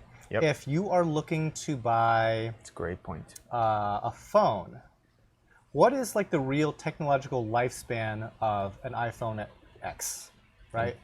Until I drop it. It's not that short, but it's shorter than damn near anything else I can think of. pretty right? short. It's pretty damn short. It's $1,000, and that's going to be a cool new phone for about another 8 months. Right. And there will be a new phone that you're going to want. And no, we could sit here and argue about whether or not that phone is actually that much better than this phone, but you're going to want it anyways. Right. A computer also has like a short time frame of relevance before it either dies on its own or it can't really keep obsolete. up. It's just the obsolescence, okay? This microphone that I'm using here, 30 years. Like the other, like the shotgun mic that I Right. usually we were use, just talking about that. literally has been the Hollywood gold standard for 30 years. Like Yeah. and it's North by Northwest is, they probably did the audio with that mic. Right, and there will be no reason, unless that thing fails, there'll be no reason for you to replace it Right. for quality. Right. Like, and so like when we talk about camera equipment, there's a difference between the camera and the lenses. If you buy a high-end, really nice lens, 150. it's nice. Like it works and it's nice. The only, like, they might come up with a lens that has image stabilization and yours doesn't, but the quality of that image is not going to change over time. And your lens didn't stop working because a new lens came out with IS. Correct. Right. And you're going to take that same lens. So like when you moved from your C100 to your C200, you drastically improved the camera, but you used the same lenses. And new cameras are going to come out that can get you reasonably close to my camera. 116. Reasonably close. For a lot less. Like, I think my camera, retail, I mean, not really. Not really. But my camera's going to be 8 times more expensive than the reasonable budget alternative. Okay. Like, if you wanted an A7 III right now, Fair. like on paper, it's like, that's pretty good. That's comparable to a C200. It's really not. But it's also a fourth the price. Right. Or something. Yeah, and you know, it's funny because, like, I'm sure people ask me, like, what camera are you using for your video? And I mean, I tell them, but it doesn't really matter. Like, it doesn't mean that that's a better camera for them than what they already have. True. Like, if someone got your camera, well, like, first of all, the average user wouldn't be able to get good footage out of it because if you're Also, used it's to any big and kind heavy, of, and you're not going to take it you're not out. taking it anywhere. You Yeah. can't take pictures on it. No, it doesn't shoot stills. It doesn't shoot. So it's like, Yeah. Your phone is automatically better. right? For like Instagram. like Automatically. where's the? How do I take a picture? You Your don't. iPhone 1 is better than my camera at taking stills. I don't know. I can take snapshots out of your. Actually, I do Still. want to hit on this one point. So I will bring it back to what I forget who was asking about the $10 tripod. Yep. A tripod is one of those things that will last Yep. through your grandkids If you buy a good one. if you buy a good one. If you buy a good one, it will literally last your whole Because family what is tree. it? It's like legs that hold your camera. If they do that well, if they're stable, what else do you need? Yeah, it is one of those technologies that if you dump a ton of money into, it will always be great. Yep. Like your carbon fiber Gitzo will never suck. Your carbon fiber like Soktla will never suck. It's Never. just it'll work forever. And to your point about if what you can afford right now is a $10 tripod, then you also only invested $10 in it. And it works. So what I would say is, you know, to what we were discussing early on, if what you really want is a $200 tripod, but you're choosing between a $10 tripod and an $80 tripod, just spend the $10 for now so you have something that can do what you need, and then save up until you can buy that better one. But And just also, don't handhold. And you'll understand better why Yes. the more that's a expensive good point. tripod is better. That's a really good point. Because you'll see like, oh, you know what? This has always bothered me about my junky Yep. $10 tripod. I wish that, oh my God, they actually fixed it with this other one. Yep. It's like this revelation. And then you want to go from 10 to 200 instead of from 100 to 200. Right. And so like going from my thing to it's this Soktla tripod that we were looking at. It's like that thing, even though it's expensive, fixes so many problems that we have with some of our shooting. It's like, I have to have it. And that's something that, like, to your point about you really knowing, and that comes with like any piece of tech, like whether it's reef keeping or cameras, it doesn't matter. Like, they're the specs that you can read online. So you can read like, this thing does this, this, this, this, and this. And then there is you getting it in your hand and actually using it in your setup, in your reef tank. And you're like, oh, well, I guess technically it does this, but that's not really how I needed to do this one thing that's like a little different, but it's not how you do things. And that's what we're talking about, is like getting tech that actually does what you need it to. And so, like, for example, this tripod, beyond it being light and whatever, it doesn't really matter. One of the cool things about it is that you can unclip all 3 locks, and you can change the height and how it's leveled with one handle, and then lock it back in place instead of having to unlock all the legs and lock each leg separately. It sounds like It sounds like not a big deal. if you haven't used a bunch of It's a big tripods. deal. Yep. Like that feature is incredible. Like there are times where I want to make a slight adjustment Oh wait, to I'm my sorry. height. I messed up, guys. So We're the back previous now. one was 122. My bad sorry for the confusion. Now we're on 123. All right. Boom. Sorry about that, Ben. I need to pay better attention. Stop drinking so much. Somebody was asking, like, are you guys gonna like break out the brandy? It's like we've been on the brandy for a little while now. We hide it. We hide our drunkenness. Speaking of, Yeah, we need to get more. this is busted. This is broken. I'm gonna unclip. Okay. Do you want me to? Are you good? I'll take some more. All right, No hurry. No hurry. I'll set mine over here. Let's see. I've had my Manfrotto. Manfrotto's a great company. 124. We actually met some of the big wigs at Manfrotto, 124. and she's not answering our emails, but we met her.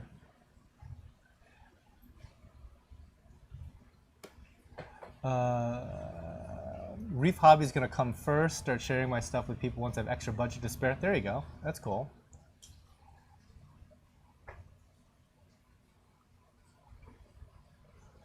All right, thanks. 125. 125. Got some stylos.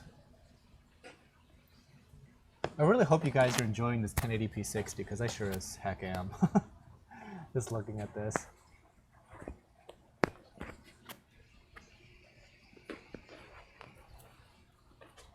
Okay, this guy, how do you go about buying one of these frags? Okay, I'm gonna quickly go over the rules, okay? Because it has been a little while yet. About halfway through. So, in order to purchase corals, you have to go to tidalgardens.com/live. Or if you just go to the Tidal Gardens website, you'll see a link at the very top for the live sale area. Once you're there, you're gonna see this video embedded in there, but below that, there's gonna be like the numbered list of corals. And if you do like, for example, number, what are we on, like 125, throw that into your shopping cart and check out. You have to complete the checkout process to actually get the coral. So just tossing in all your corals into the shopping cart and checking at the very end, other people might have come in there and sniped some of the ones that you were looking for. So I encourage everybody to check out each time. And that way you're ensured of just getting them all. Now you want to avoid getting charged multiple instances of shipping because the shipping is a flat rate $39.99. So in order to do that, just keep selecting local pickup /live sale. And then at the very end, either make sure you've paid that $39.99 shipping once, or if your total order is over $250, it's going to ship for free on us. And believe me, that is a really good deal because shipping rates are Crazy. insane. Like $39.99, it's not fun for you to pay, but it's probably costing me closer to $50 to send it. And that is with my ridiculously good FedEx discount. What do you guys think of the new Tidal Gardens website? For those of you who are going to look at it for the first time, or if you remember the older one. Because it's still fairly new. So is this moving it from here to here to here to here? 126. Well, I can click on these things here Yeah. and then I push it live. I see. Gotcha. Okay, so what we're on More number... geek talk over here.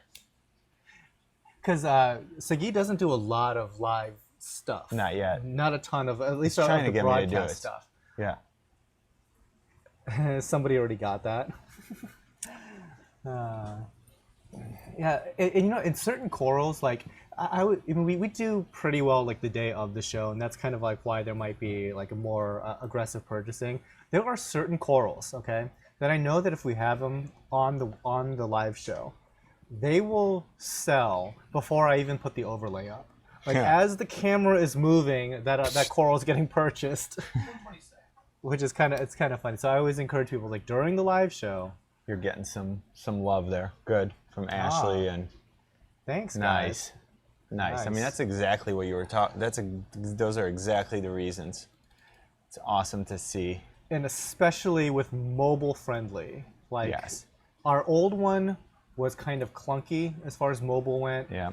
This new one is way more fluid. It's responsive. and responsive It's and perfect. Oh, and also we're hooked up with like a monster server. Like Yeah, it's so fast. that server The new really site is so fast, could operate like 200 sites. Yeah, It's operating easily. one site. but blazingly fast. Yeah. It's crazy. 3 levels of patient. Good job, Ben. 128. Yeah, Ben is cash. He's actually sitting there serving the pages by hand. He's just flinging them out.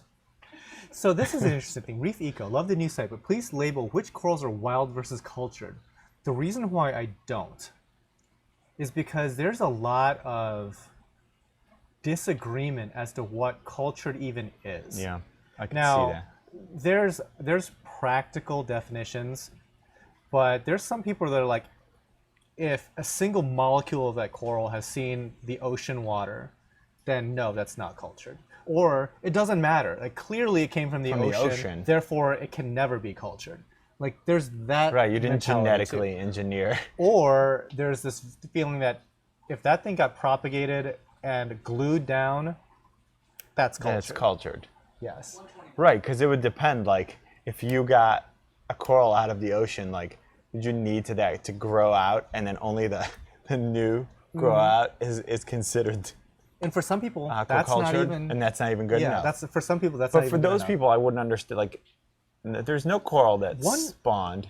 I mean, right? I guess there could be in theory. Unlikely. Unlikely. But one person actually said, no, there is a definition. It is like 8 generations of propagation. Like, Whose definition? said who? Yeah. Like you just made that up. You're like, okay, well then, according to Than from Tidal Gardens, this is the definition. That's interesting. But You know what I'm interested about? Like, what does it this mean is to gonna sell you? real fast. I'd want to know what that means. So that's Reef Eco. Culture equals 3 generations. That's exactly what I'm talking about. Like, You made that up, or somebody made that up, because that is not an mean, industry. that's an anything. arbitrary number, That's totally right? Yeah, totally arbitrary. Like, because I can guarantee you, there are gigantic organizations in this industry that actually like matter, yeah, that do not care about subscribe that. to that. Yeah, that absolutely do not care about that. It's they Right, unless you have cultured some. for them is they either have propagated it once or they bought it from somebody else that's propagated it once. Right. Like, it's once. Right. So again, unless there is like an industry agreed upon definition of the term, then it's meaningless. But not only that, there's also the like enforcement or anything like of that sort. Because a big Well, this that's is true a perfect too. segue to Indonesia. Yeah. Okay, so the reason why, a big reason why Indonesia is currently not exporting corals, is because there are permits for shipping out aquacultured coral out of Indonesia. Okay. 132. And basically, collectors and exporters were just shipping wild-caught stuff through that mechanism. So That's it's awesome, basically Gina. just like fraudulent poached corals shipped through an aquaculture permit. So clearly this whole idea of what is cultured is a very serious thing when an entire geography, the biggest geography, has completely shut down for months. So yeah, that is a loaded topic. I mean, sure, if it would be great if like I could just say that as like a marketing thing, but realistically, I'll put in my 2 cents, okay, as to what is and what is not aquaculture. Are you getting the benefits of aquaculture? So the benefits would be: is it more hardy? Has it, because of just the aquaculture process, you are getting tangible benefits for Yeah. if you were to purchase that coral. That it acclimated to the conditions that it's going to go You to. are much less likely to get pests. Yep. I mean, a wild-caught Montipora colony, for example, 99% chance it's going to have nudibranchs. And 99% of the time, if you have a coral farm and you have nudibranchs, it is going to annihilate your Montipora. So the very fact that you have multiple generations of Montipora growing, it's not a guarantee that you're not going to get pests, but it's a good sign that they're not there. Yeah. Because if they were there, Crush that stuff. you would notice.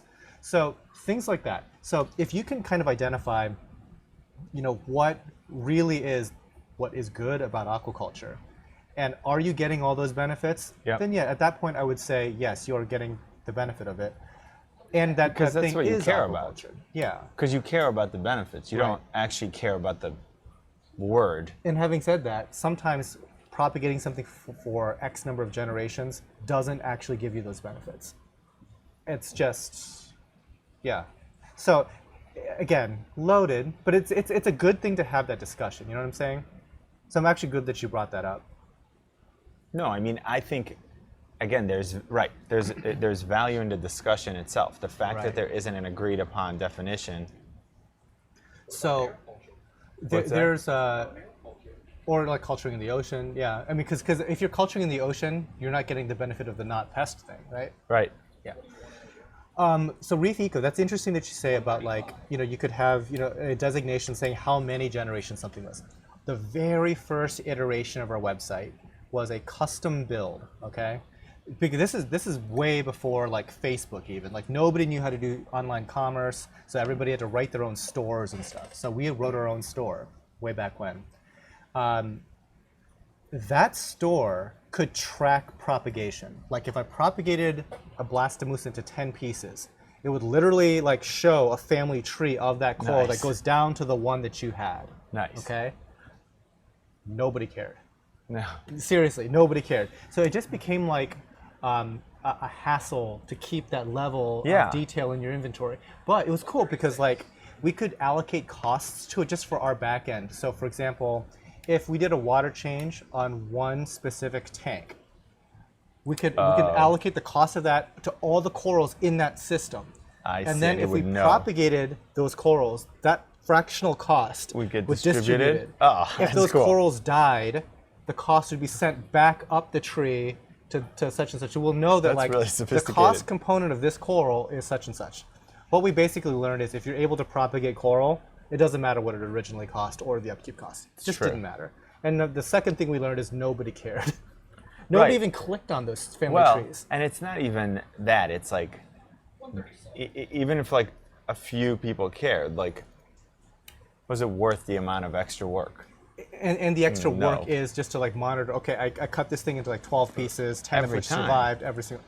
It's not practical. No. But we were thinking the same thing at one time. Yeah, interesting. It looked bad for us. It's like, yeah, it would be cool, and it was cool. It's just not practical. Going back to it just wasn't practical. Or it's like you have a picture of it, but the propagation tree said it happened like 3 months ago, so clearly it doesn't look like that anymore. So I want a newer picture. That'll never happen. Don't ever ask for a new photo here. You just need like it'll never happen. 30,000 webcams here. Yeah. One on just really test out that bandwidth. Noah, when will coral purchase today be shipped? Good question. Very likely Monday. We try to get everything out Monday.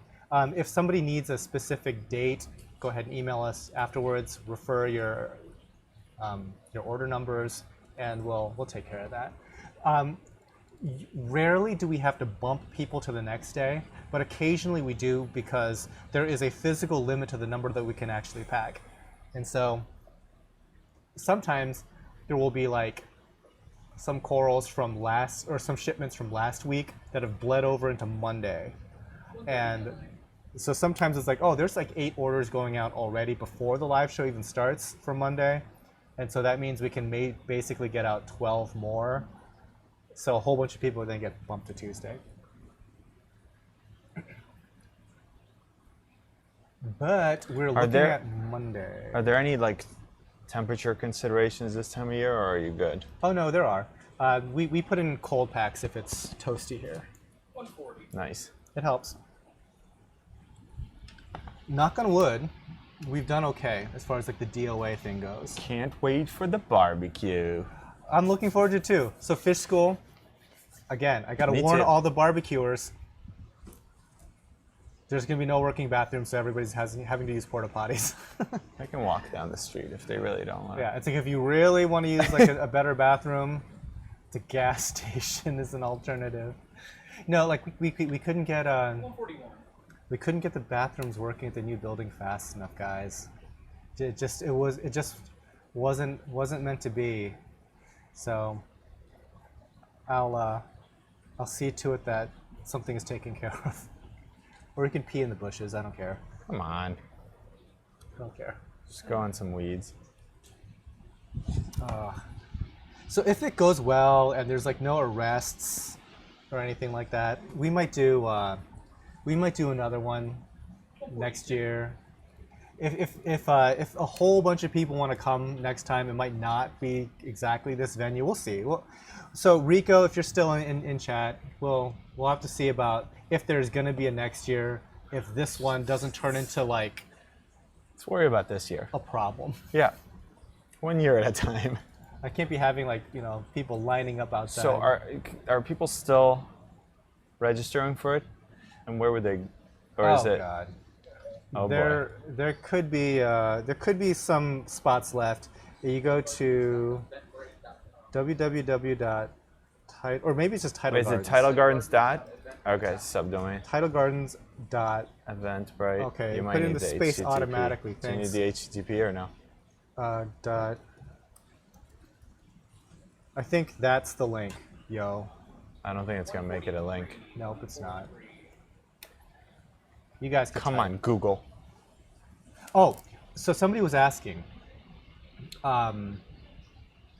marine epoxy, does it work? That stuff does dry pretty slowly, but it does work. What we discovered, which we love now, is that spray that automatically cures gel super glue. I don't know about that. Okay, so you remember like how new. when you glue something down like a top heavy SPS, you have to kind of just hold it in Hold place. it for a while, yeah. This stuff, it's like you put it there, spray it, and hold it for like 3 seconds. It's cured. No. 3 seconds. And like how, like you can spray it just on the contact point? Yeah, just on the contact point. That's sweet. Yeah, it's that stuff there. So this is so bulk reef supply. You get a free commercial, bros. Right Yeah, here. that's what this happens stuff. when you have a good product. Yeah. Hey, Fish School, thanks for the $1.99. Can't wait to see the new place. You will. Smells good. You will, sir. Don't smell it, actually. Might get Appreciate the super chat, man. Scented. It's scented. It is scented. Okay, sorry. What number are we on? 144. Okay. 144. Wait, so you spray this on the glue, or no? Or is this the glue? You spray it You on the glue. spray that on the glue. Okay, so it's like, do you still use the gel? Just gel super glue. Yep. And then you just spray one this, so this spray. cures it. Yeah. And it says like just hold it for 8 seconds. You don't need to. It's like 2 seconds. Huh. Yeah. 145, 145. So I was thinking, well, if this works out for us, maybe we'll give it a go. It saved so much time. That's instantly. awesome. Remember, like, you have a frag and you think you're good, And and then you it put it in a just tank. It's like, brrrr. Yeah. Not Reef it. Eco, thank you so much for the $5. Boom. What is the spray called? Okay, so this is called Accelerator. Instaset. What is this made of? Stuff. Nothing. Here, I'll put it up to the camera again. This Focus. Bulk Reef Supply Instaset. Okay, I'm sure that there's a Free generic plug. thing, but Bulk Reef Supply, it's a cool Whatever, they company. rebranded it. Do it. Yeah, Support they'll them. treat you right. Go for it. Yes, and Laura, Eco Marines, this stuff is, you need this in your life. 146. Get it. See what just happened here? There was a plug of Yes. a product that actually works. Bulk Reef which Supply. is invaluable. Send me my Yeah, check. bulk reef. Yeah. Some sort of commission affiliate. Yes. No, but Case. Or there's send me a case of it. yeah, that works. Now we're not going to be able to buy it 'cause it's going to be sold out. But It's like, how much does it cost? It's like $5 or $6. I don't yeah, know, it like just went up to 12 because $6. fans said to buy it. No, I'm kidding. 147. So gel super glue is marine safe? Yes. Yep. This is number 147, correct? 147. Okay. The PPE Sophastria. Yes, gel super glue. You're just looking for 100% cyanocrylate gel super glue. How do you guys glue recordias? They're difficult to glue. Exactly. Boom. We glue it by spraying Gel this. and spray. Gel, stick, spray. And like, does this hit the coral and it's fine? Yeah, it's fine. You just Oh, make sure it come gets on. back in. And you can buy that at any hobby store. There you go, Chris. Creates a You're thermic reaction, though, so it kicks off a lot of heat. So it has to get you're messing with bulk reef's money You now, have to Chris put it in the water Harkins. right away? very quickly. Okay, so Ben just said that it creates a reaction that creates a lot of heat. So you spray it, and then as quickly as you can, after once it's put it in the water to sort of cool it down. That's an awesome looking coral. Isn't it? It's pretty cool. I love that contrast. It's like Chris Harkin's like, you can buy that at any hobby store. It's like now you got bulk reef problems. They're gonna the bulk reef mafia is gonna deal with you. What's at the bottom? Great. No, they're cool guys. I've talked to what's that, Ryan, a few times at those trade shows and stuff. Nice guy. It's like I've used it for 20 years in the RC hobby. Yeah. He's saying he used gel or he used this kind of thing. Well, no, you use both. Like, no, I think he's used that. He's used that. Yeah, okay. I think. Okay. Hey, Than, when buying one of the mystery Zoa packages, how do I avoid getting a Zoa in the pack that I currently already have? Okay, within reason, we can accommodate. So if you have, for example, like a red ring or an eagle eye or something like that, it's like, I'd rather not get that. It's cool. Like, no worries, right? Go ahead, just let us know, and we'll make sure to avoid that particular one. Sometimes people are like, well, I want specifically XYZ coral and not ABC coral. And if you have some of this 1, 2, 3 coral, that would be great too. I'm like, dude. Don't write a function that Than like, has to run through an emulator. Of getting cheap corals in a package is that we pick them for expediency. Yes, that's why you're getting a great deal. If you're gonna hand select coral, you get to pay full price. Aaron, we would never drink rum and Coke. It's Jack and Coke. It's Jack and Coke. 150. And Aaron, yes, it is generic, I know. They just rebrand. It's like literally, I think this bulk reef supply is just a sticker that they put on it. The other sticker is under. That would be really funny. Oh, it is. It is. It's literally, like, this is literally a sticker that says bulk reef supply. We need to get some Tidal Gardens branded. Just stickers. It's a resell. It's resell.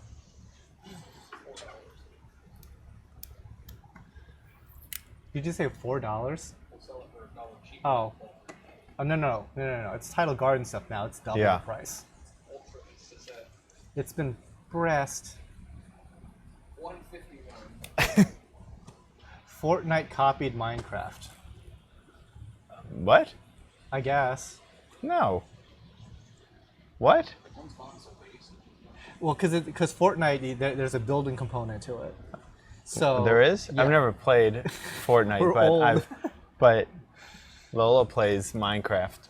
So yeah, so literally, so you can farm up materials just like in Minecraft. Oh, well, okay, but you're not building a world necessarily, you are? And engaging in combat. So like literally, like if you're like running through the map, and all of a sudden a sniper bullet barely misses you. Yeah. Suddenly you can. You can build like a wall. Just I instantly remember. start Okay. building like a fortress around I get yourself. you. Okay, that's fair enough.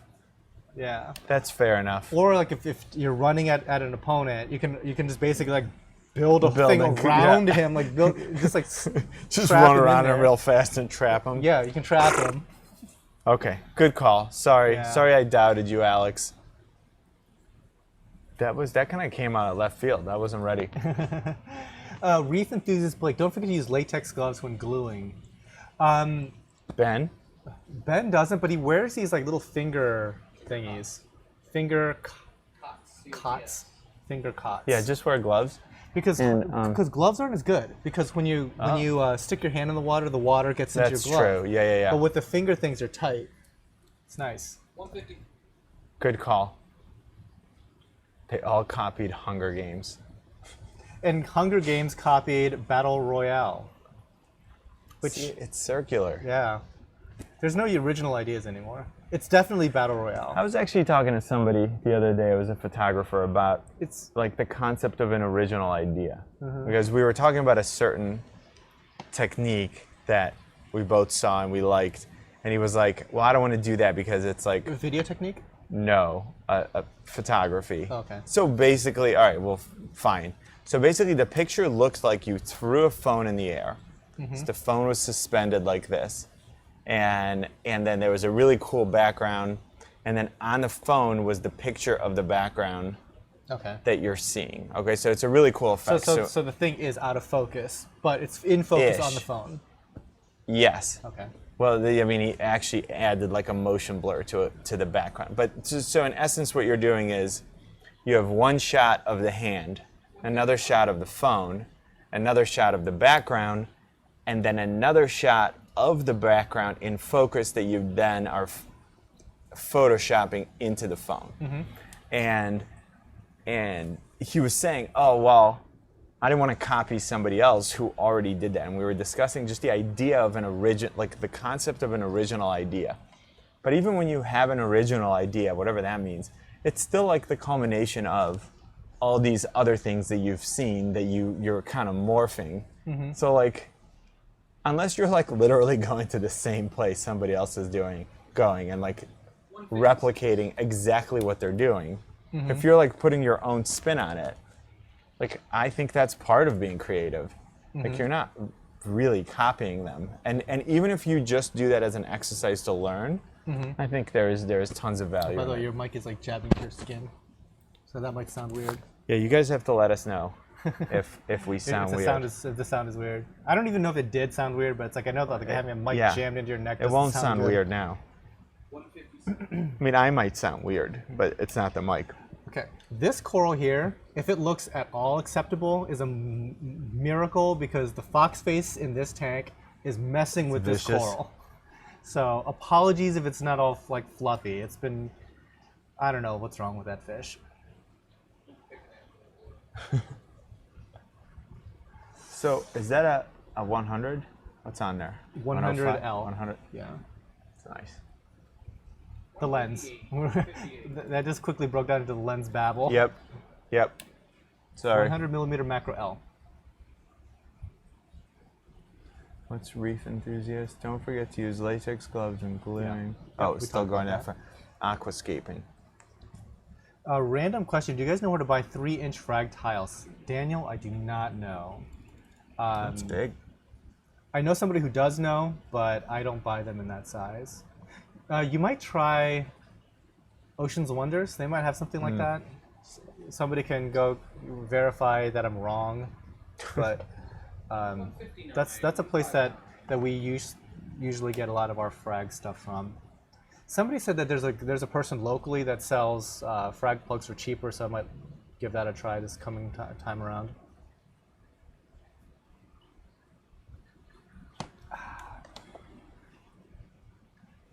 But no, I've never used the 3-inchers.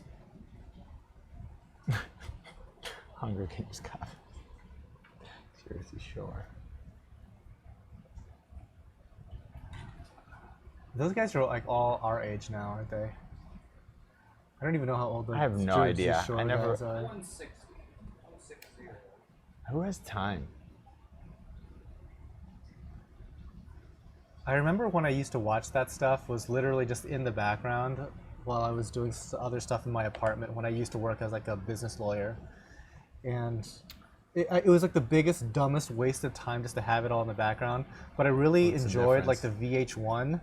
VH1 like reality shows where they all came up with like the ridiculous Yep. nicknames like Chance and like I even forget them all now.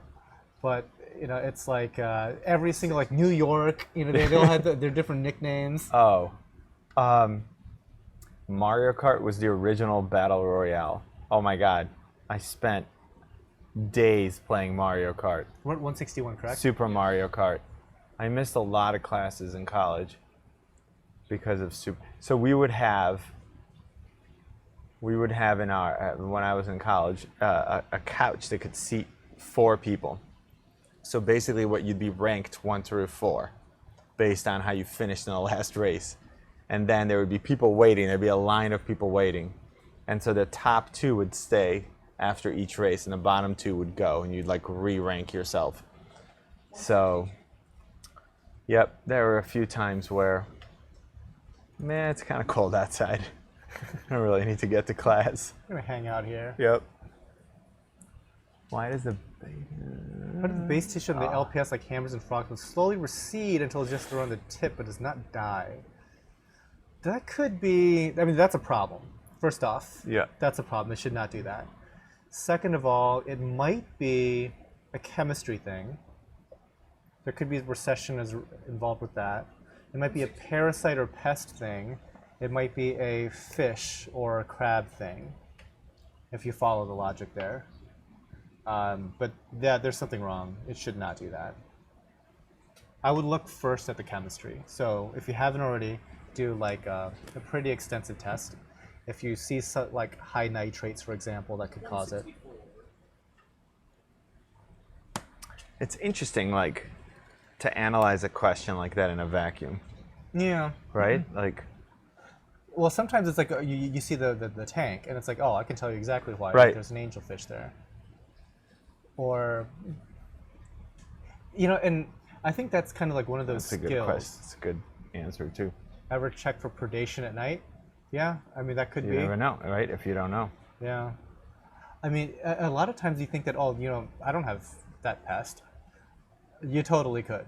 Because in my torch video that where I show like the 1-inch flatworm, those corals are dipped at my supplier regularly. They come here, they get dipped again. So through all of that, these things survived and escaped my detection, and I know what I'm looking for. So, I mean, some things just are there. It's gonna I mean, with this like quantity. Mm-hmm. And Ben like remarks all the time that I can see pests way before anybody else can. I can be like, this coral here has a problem. Let's dip this. He's like, I can't see it, but It's like it's there. But over time, it's like you start to see like the telltale signs of it, and then at that point you can't unsee it. Fan is sexing chickens over here. You're like, I just know. I don't know it's like- how I know, but I know.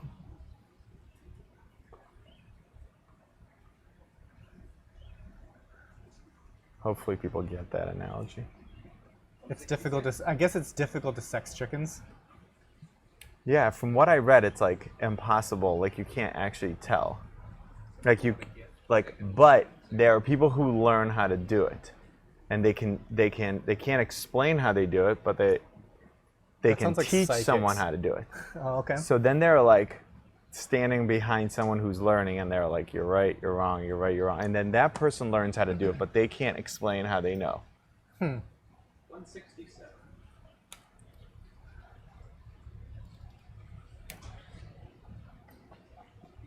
Prismatic aqua was looking black. Camera was a little dark. Well, just discovered an orange ball at the base of the tissue. Could that be causing the receding? Could, but unlikely. That happens. Today I got Mini Space Invaders keychain that actually works. Huh. All right. 168. 168. Yeah, that bird's nest did look awesome.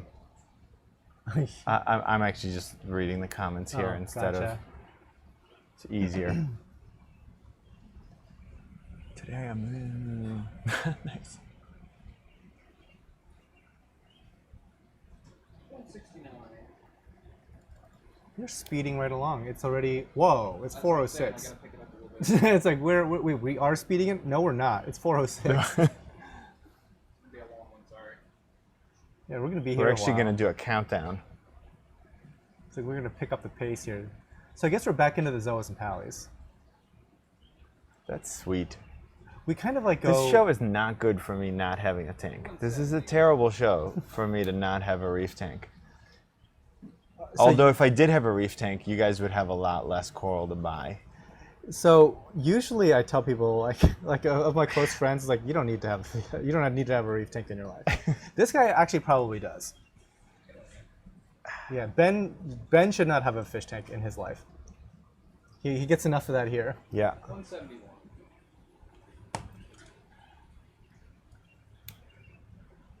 I don't need a reef tank in my life, No, he doesn't. but 100% he does not. I could see like getting a reef tank, like a really nice one. I like I said, I even know where you're Okay, gonna put it. here we go. It's gonna be amazing. When my channel has 100,000 or 200,000? 100? All right, when my channel has 100,000 subscribers, I will get a reef tank, 172. according to Ben. You can quote him on this. I'm nowhere near, so. He's at like 7 or 8,000. Yeah. See how I built that little... But watch, it's like the YouTube algorithm is just going to pick you up and start referring you to a whole bunch of people, and all of a sudden... Someone's playing a joke. Someone at YouTube It's right like now is going, oh, okay. There you go. Let's see if this guy lies. Right, exactly. They just like flip a switch. No, you've got a, like right in the living room there, kind of as like a room divider. It'd be great. Get like an 8-foot long tank. You know how easy it is to like design and build a reef tank for somebody else? You're like, oh, you just need this. Yeah. Just put that over here. And he's right, by the way. I mean, it would look great there. It'd look great. 172. It'd be and you guys entertain a lot. It'll be like a topic of conversation. Plumb that thing to the basement. Yeah. It'd be Call it a like day. dead silent. A nice rimless tank there. Hang the lights, suspend them from the ceiling. You know, we actually had there's already like there were holes that went into the basement. Oh yeah. So it's totally doable. There you go. I'm not doing it. 100,000. We can revisit. You're gonna get to that and be like, it's time. Just why don't you go ahead and leave your charge card right Yeah, here. I'm gonna get a hate comment from you on my channel and be like, It's see you time. soon. Time to pay the piper. Yep. Where's my money, Sagi? Here, Ben's gonna be showing up at my door. And I'm like, okay, right here. Go ahead and leave your credit card right here. Just start making payments. 177. You should start propagating blue suspiciolaria. I would love to. They don't do well here. But yes, you are correct. That is a great one to propagate if you can do it. Some people can do it really, really easily. I'm downsizing as is. I'm at 12 tanks. What is it, 36 tanks? No, 178. oh, yeah. Ben definitely, like, found his stride. He's just going now. It's like, okay, we're double timing it. I love torches. Didn't you just do a torch video? I love, like, the Yeah, movement. I just did one. It looks pretty cool. It looks great. You should also mention that this is glass Indo torches. Yeah, these are Indonesian torches. Obviously, people aren't getting more of them anytime soon. Get let's it. Get it right now. See. See, I would have not get it. That's so cool. There was something that I was just thinking. Ben decided you're done. Actually, I'm gonna go use the restroom real quick. I will be right back, guys. Now I get to talk about whatever I want. You want to switch it to the next one. To the media shower. 179. All right. Yeah, right because back. I don't want to mess with it. I'm going to move over here.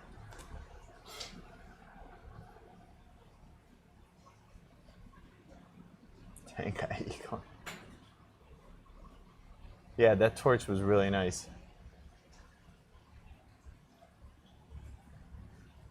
I had a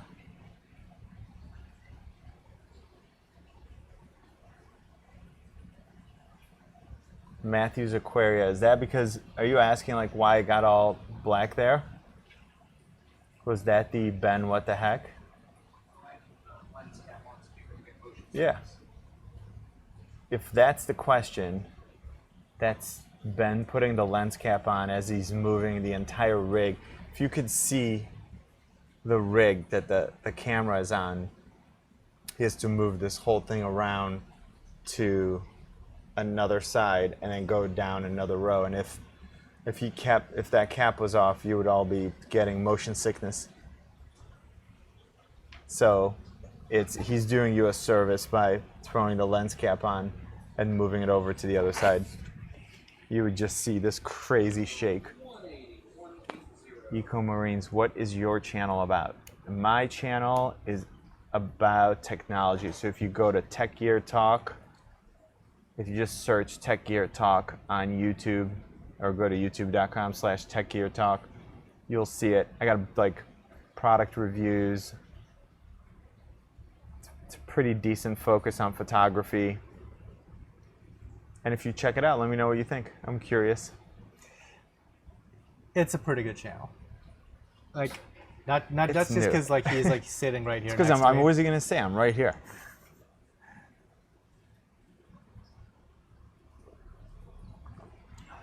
No, it's if you're into like cameras, if you wanted to know more about like a lot of consumer electronics type stuff in general, his channel is definitely the one to check out. He does talk about other things that are not cameras, but he only gets love from YouTube on the camera stuff, and it's not even that close.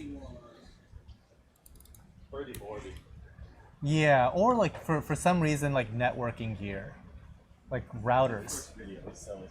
Right, his first video that he did for like the tech channel was about like the Netgear Orbi, okay? And for whatever reason, it did so well that Netgear immediately reached out to him and invited him to fly out to CES. So I was like, that's pretty good for a first video.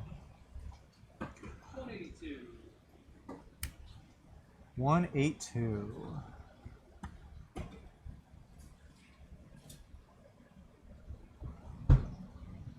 I have a 150-gallon LCS tank, starting to get into chalices. Looking into bubblegum or mummy-eye. Your thoughts? Either one's very nice. Just make sure that like when you're doing chalices, you do have to like watch out for like aggression, because they're kind of extremely mega hostile towards each other. Is there anything left in that one? In that can? Yes. I'll take it. We're Oh, it's gonna a freezing? need. Yeah, we're gonna need a set here. Oh, is it slush? Yeah. So That's hilarious. here, there's a little extra. I'll hook you up when. Okay, two people back to back just asked, do you watch Ed's World? I don't know what Ed's I World don't know is. what that is either. Is this? Am I good? Yeah, pull it down just a little bit. Meaning, yeah, there you go, better. What is Ed's World? Assuming okay, that's a. look it up on your phone, because I don't want to be like, oh great, like stream's down, you got a virus. Please hold. You just want me to get the virus on. Yeah, I could get that iOS virus. What? No, EDDS World. Okay, that's a totally different. I wasn't expecting that. It's a TV show? It's a British animated series. 186. No, but I'll check it out. Looks entertaining. I've been watching Suits. Have you seen Suits? Yeah.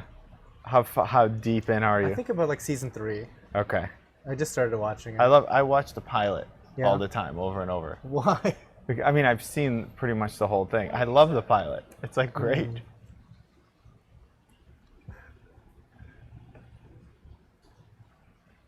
I think it's a good. It's an interesting premise. It's got good characters. Well, okay, so as a lawyer show, it's total junk. Like Sure. literally. So I was talking to one of my lawyer friends about that show, because it's like I watch it obviously for the suits, Yeah. actual suits, Yeah. and the watches and whatever people are wearing.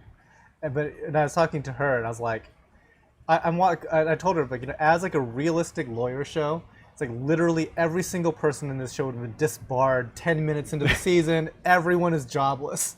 Like, Well, it's like all if- you people go to jail. It's like if you talk to a doctor about any show, like House, they're like, no.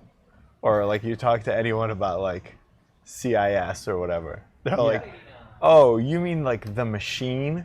We like put it in the whatever and it gave us the answer? Like, no. So there's like this other YouTuber. His name's Dr. Mike, like good looking, like, you know, young white dude. And he's like, you know, he is a doctor and he answers questions about all kinds of stuff. And everybody wants his like reactions to these shows.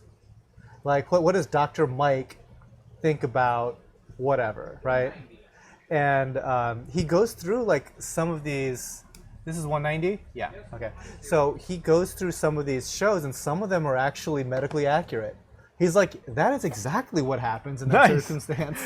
He's like, one time when I was in my surgery rotation, that exact thing happened and that is exactly how that looks. And other times you're like, no, never do that. You're like, that's not even a word. It's like, that's terrible bedside manner. I think someone's asking you to talk about your, assuming your photography. Can you talk about your photography setup? Ben. It's actually pretty simple. We're using a very old camera called the Canon 5D and a 100mm macro. Mark II? 5D Mark II, correct. Yeah. 5D Mark II.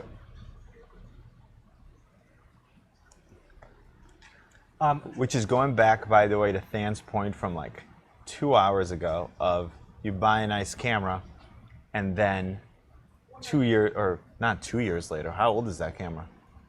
It's like 7 years old or something. And it's like still a great camera. Are there newer cameras? Yes. Is that camera still great? You've seen the photography. Yeah. It still gets published, you know, that sort of thing. Oh, by the way, Reef for Life. Splendor. There's I think a 2 or 3 part series on photography that I have on my channel. They're super old. I need to update those. Definitely check it out. There's actually an entire playlist about photography on my channel. So Aqua Splendor says, I was wondering if you got your hand on the Blackmagic Pocket 4K. It's a camera I was considering. I want to go with a full frame mirrorless. So Than and I actually went to NAB this year, and that's it's a conference in Vegas.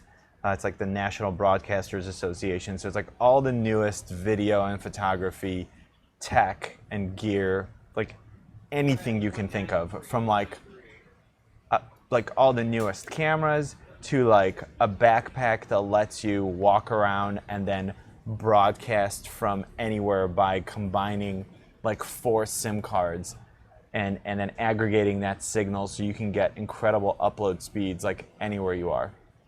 And that camera was actually there, and we did get to see it. We didn't get to shoot on it, but we got to like mess around with it. So if you look at the specs themselves, they're pretty impressive. Now, having looked at that camera, it doesn't have an articulating screen. It doesn't have continuous autofocus. It doesn't have a built-in ND filter. So you talk about the no articulating screen? Yep. Okay. And so the specs alone are not enough to, like, it's a ridiculously good price for the specs that you get. Some specs. Some right? of them. Well, no, I mean, the specs themselves are fine, but like for me, I know like when they shoot movies, they don't use continuous autofocus because there is a person whose entire job is to sit there and pull focus for you. It's not even the person operating the camera. So if you're shooting in manual focus all the time, so you better not move the camera, that's fine. But if you plan on being in front of the camera, you now need an external monitor because you're not going to be able to see it. It's behind you and it's no autofocus. So there are a bunch of things on it, and Than actually speaks to like we talk about this a lot. It's like, what do I need to add to that camera in order to actually use it? And so now you're taking this camera that's pretty small, you're having to add so much to it that now you might as well get a bigger camera that already has all that stuff built in. There's less that can go wrong. So I'm interested in seeing it. I wouldn't trade what I use for it.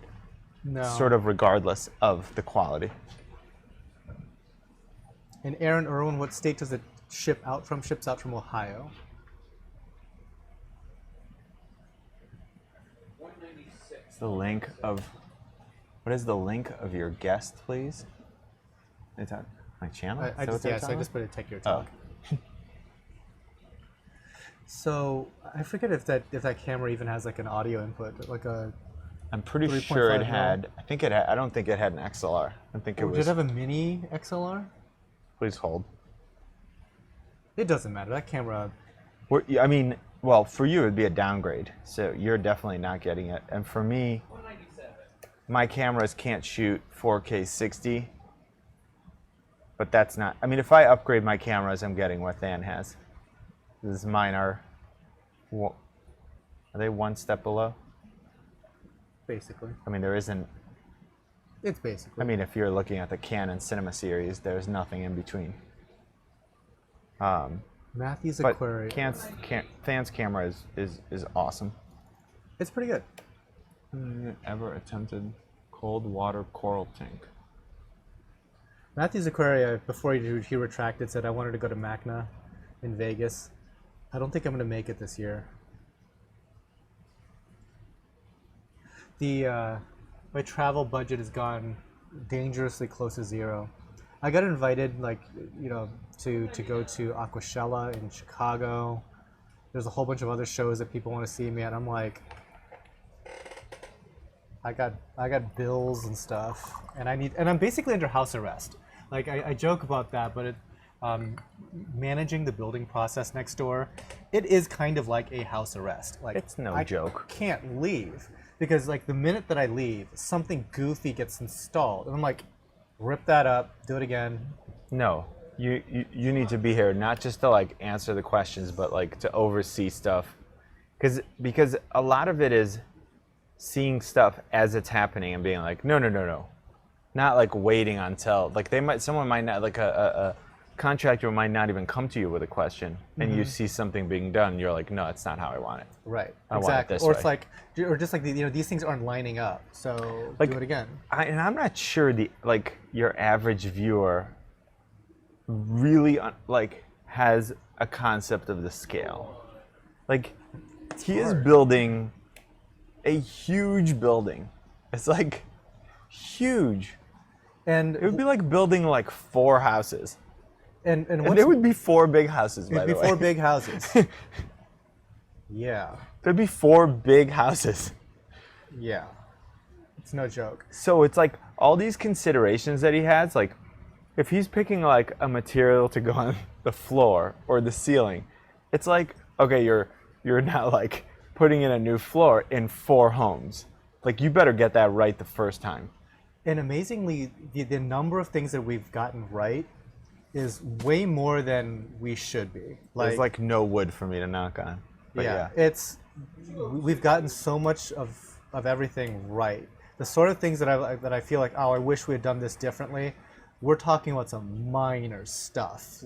That's like, That's true. it's not the end of the world, you know. It's like, I kind of wish that our outlet covers were a different color than they are. And technically, half of them are uninstalled, so we could change it for like half of them. But at this point, like, Nah. I guess the almond color is fine.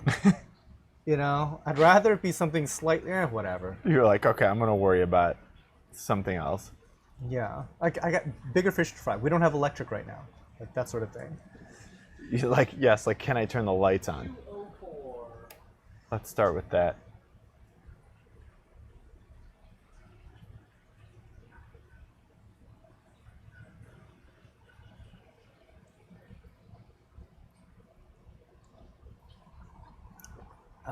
There's going to be, to the question about like building a building of this technological scale, there's going to be so much cool stuff in that building. Like we talk about it all the time, so I guess like I have some insight. You guys just wait. You have no idea. He's not even as, like, I think I'm more excited than he is. I think everybody is, because I think I have like some PTSD of Yeah. being in the weeds. I could Actually see doing that. this. I could see that because like I'm not experiencing the stress of having to build a building. I just get to like see all the good fun stuff and like the after stuff got fixed or like after the problem or the challenge was resolved. And it's just gonna take you. You're gonna have to wait until after it's done, where you can like sit down and look back and be like, woof. All right, not bad. Okay. Turned out Okay. I can like live a regular life again. How many How many corals get sold the day of the live sale? I don't even know. You know, it totally depends because in the summer months, like for a show like this, this is like way slower paced than something that would happen in, let's say, January or February. Like the entire hobby is super seasonal, weirdly seasonal. So like if you look at just our website traffic is half of what it is in the winter, and it just is. We're back at 207. So you know, like when you kind of like look at it that way, I mean, how many corals sell? Like I think a good sale for us is always going to be like about like 50% sell the day of the show. I have no idea how many are selling today, but that's always like a good metric. But in the winter, that's like a very, very easy milestone for us to hit. Is there going to be any Tesla battery? I've been looking into it. I looked into it. It might be something down the road. So you've never met my friend Will, but Will is like a big Tesla guy. So we live in Ohio, but this guy is like a cut and paste from Silicon Valley. You know, it's like he is just dyed in the wool, like software executive, Silicon Valley software executive. And so like he drives like a Tesla Model S. Nice. He is the minute that like the Tesla solar roofs are available, he's getting it with the Powerwall, like everything. Yep. Okay. And so he's always in my ears, like, you need to get solar for this new building. And I'm like, I need a lot of money before even considering any of this. Yeah. But he might not be wrong. That. I mean, it's interesting. Like it might change some of the considerations you have about. Hey Lisa, what's up? I like see ya. what kind of lighting you use or anything like that if you're generating your own electricity. I would love to be able to generate my own electricity. So our big problem being in Ohio is that there's not a lot of sunny days to power that sort of thing, and there is a lot of really inexpensive electricity here. So like those two things together and the cost of the electrical panels doesn't make a lot of sense. But the cost of electrical panels is going down, their efficiency is going up, Yep. and we're not guaranteed to have low That's true. energy costs here forever, true. right? Like if all of a sudden my electrical costs doubled, ooh, well. Well, I mean, and you know what? At that point, then you make that decision. No, it made it for me. Like, guess what's about to happen? I'm about to go take a loan. Hello? We need... whole roof. Let's go. that wouldn't be bad. It's a big roof. I want all of my electricity. You're going to start selling some electricity back. Yeah. At that high rate. At the high rate. Yeah, no, I'll sell it to you when you need it.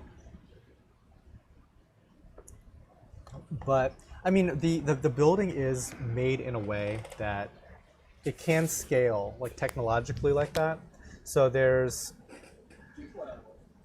I mean, if there are advancements that down the road I want to take advantage of, I can do it. It's just like right now, it's a very baseline operation, but we'll see. Have you talked to any videos about the systems that are going in? No, not yet, because those are still very up in the. The systems will be interesting, but they're not going to show up until like 2019. The actual aquarium stuff. 213.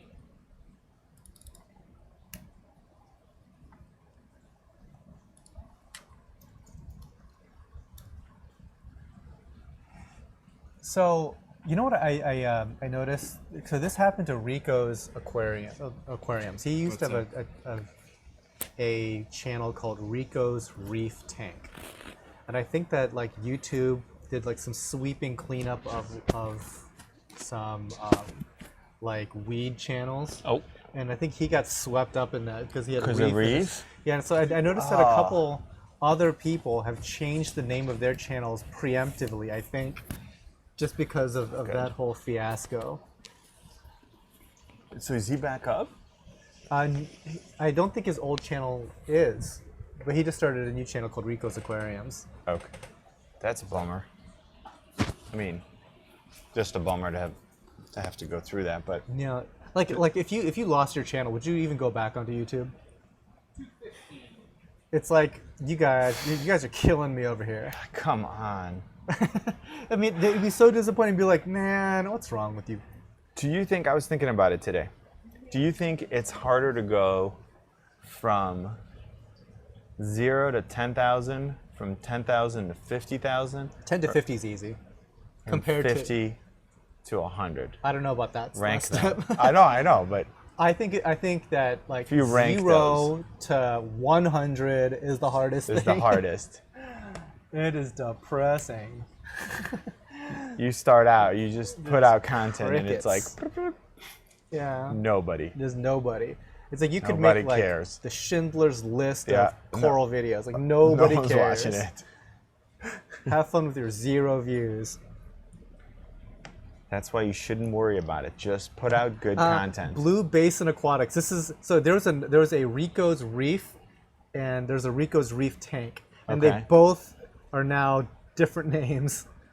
Oh, did something happen to So- Rico's Reef also? Rico's Reef is now Blue Basin Aquatics. No, I know, but I'm just asking them. Oh, I don't know if Or anything did they happened, do this preemptively? but that is interesting. I mean, it must be, right? That so somebody was like, oh, Well, there was nix there that. was this girl that had a channel, and her channel is called Coral Reefer or something. Oh. And her name is Coral, and she likes the 420. And so, like, yeah, she got banned, but I guess like she got her channel back. I don't know, but I think all of that together, Aqua Splendor. 0 to 100 is Raise your hard. thumbnail game. It's Critical. And your titles. sucks. It's so hard. You gotta do it both for people and the algorithm, unfortunately. It's so hard. Don't even think about it as clickbait. Is it click worthy? 219. I think these two corals are like fighting. These two? So yeah, so people Look at them. They're so I people love that this. are asking, can you keep hammers and torches next to each other? Watch this. Ben, scroll back to that little part where they might be touching. Ben is like, I'm See, look. trying to have a civilization. Oh, here. maybe not. No, Oh, they're doing not. it. Maybe they're not touching. Okay, never It mind. looked like they were touching a second ago. It did. It looked like it was. Hey, somebody right now pick up 219. No joke. Someone right now add this to your cart. Especially since it's Indonesian. It's not like these things are getting imported or anything. No, look at that. Like torches Some are like his awesome- favorite coral. I know. With all that blue acro I had was beautiful, but torch. I had one little torch that I really liked. Oh no! So he said the other Rico's Reef is more known, so he changed it. Okay. Oh, I see. So people are confusing. Oh yeah, because Hammer. I did it at one time.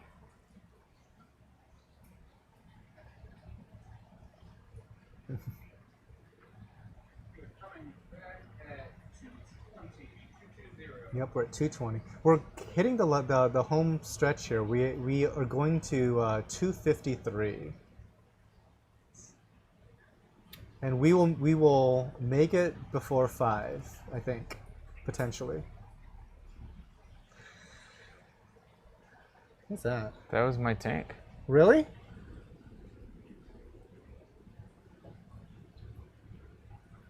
That's super nice. I didn't know you had that kind of reef game. Oh, it's dogging me. All right, I'm gonna add this link again to this chat. You should. See, the news to me. So we're talking about calling card, right? How so click on that, go to Reef Central. I Reef know. Central Sorry. gets a free plug. That's where the pictures were. Yeah, that's of his old tank. Yep. It actually looks like halfway decent. What? It looks great. I don't know what he's talking about. Halfway decent. It's like all right. Ben, come here. I Tell thought you me were like a if. scrub. I mean, Full, nice. no, Ben didn't like it. He kind of. He it's was like, alright. nah. For a scrub. It's like you sound so surprised. I'm like I am know. surprised. I know. He was like, oh, it's pretty good for you. But if you see that, if you go to that link and you see that blue acro, I have never ever in my life seen a coral that blue when the person who sold me that colony took it out of the tank under no lights and just like literally out of the water, the thing was like an incredible blue. So yeah, it died. It died when the whole tank, you can see if you go to the end of that thread what happened. If I was better at this broadcasting stuff, I would pull that up on the stream, but No, I ain't doing only that. bad things can happen. yeah, it's like if I had like an actual director that could do that, I'd be like, pull that up. Yeah, like figure out how to get that done. But no. Let's see if I can find my other system. Yeah, it's an okay tank. I mean, it's not a great tank. But it was my first tank. No, it was, yeah, that is my first tank actually. What size was it? It was a 75. Okay. And again, if I had to redo it with that same footprint, a 120 would be the way to go. At least a similar footprint. Sure. Well, Yeah. I mean, with a 4 foot of wall. Then what happens when two tenuous of different colors grow into each other? If I had to guess, I think they might fight and kill each other. Like, I don't trust two acros growing into each other. So Jess, he doesn't have a tank anymore. It's like he hasn't had one for a very, very long time. I'm trying to, well, I'm not really trying that hard. But You're I'm not trying that encouraging, hard. I'm encouraging, it's like, if you ever do get a tank, I know a spot and I know a general size. The general size is about 10 feet. You should get a 10 About foot right. tank. 10 foot. A 10 by 30. Yeah, the day Than shows up to do water changes for me. Oh, I'll set up the robot system that'll do that. It's literally one device now. It means by set up the robot system, so put me in a robot costume, send me over to your house. That works. But no, I think that would be something cool to look forward to. So I haven't like talked a ton about like the Reef aquariums that are going to be going into the new thing, but I will tell you that I am planning on 2 show tanks. So I will float this out there, and they are going to measure 10'6" long by 48 inches front to back by 24 inches tall. And I think those are roughly 700 gallons each. And there's 2 of them. So I am looking forward to that. 228.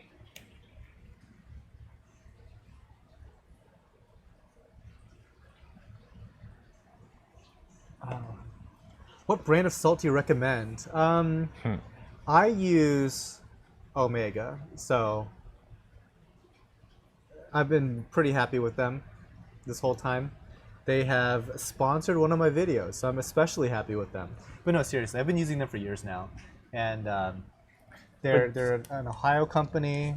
But just to Works be out. clear, they like sponsored one of your videos 229. and you were using their product. Yeah, for You're like not, a really long time. you're not like using their product because they sponsored one of your videos. That's true. That's definitely true. So, You know, I'm getting like requests for sponsorship for like some really random stuff. Like Skillshare reached out to me, which is weird, right? I don't know, you got nice stuff out there. I guess, I don't know. But another thing was like this liquid glass stuff for your phone that makes it like bulletproof. 230. You like All right, tell wipe- me about that. So they're like, you know, it's called like Cell Helmet or something. Okay. And it's like this spray you spray your phone with, and you wipe it dry, and then now you can like hit it with a hammer and it won't break the glass. And I'm like, and there's like, you know, do you think that there's any, you know, collaboration opportunities? I'm like, I don't know how I would work you into anything. I mean, I can want you your spray money. it on your reef tank? I don't know. And then hit it with a hammer. Hit it with a hammer? What are we But trying to accomplish here? I don't know. It's like I'm always up for more sponsorship, but like clearly I want to be using the product before I give a sponsorship, right? Yes, yes. But I never considered that. I mean, it's such a random It doesn't seem like it goes with like anything I do. that you do. No, that like it does not make sense at all.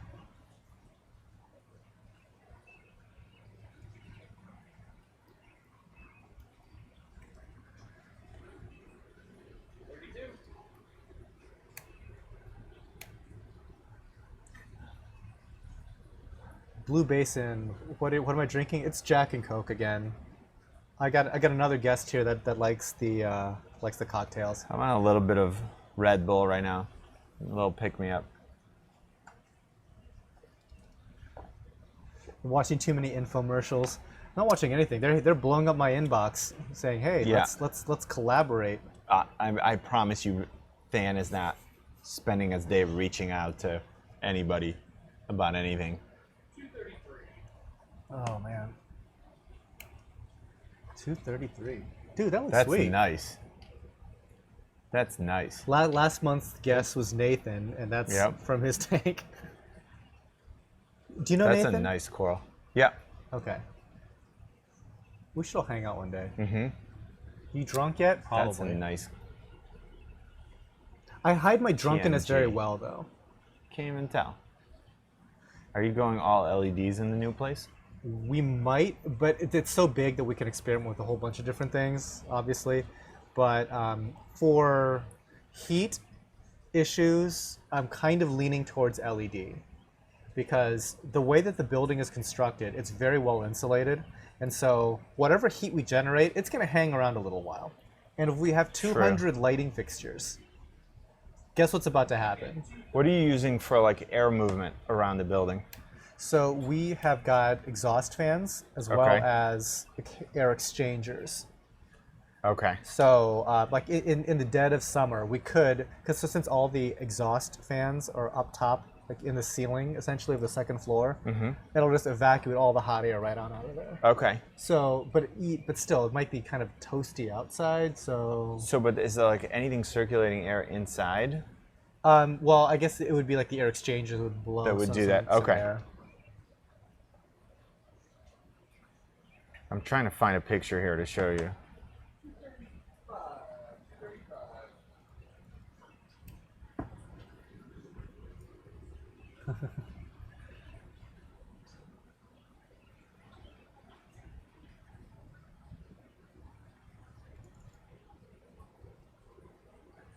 What will be in those show tanks?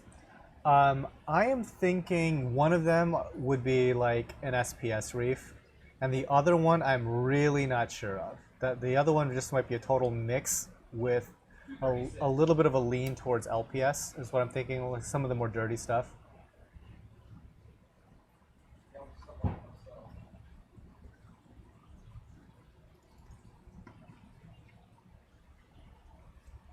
Ben wants me to put in a koi pond outside.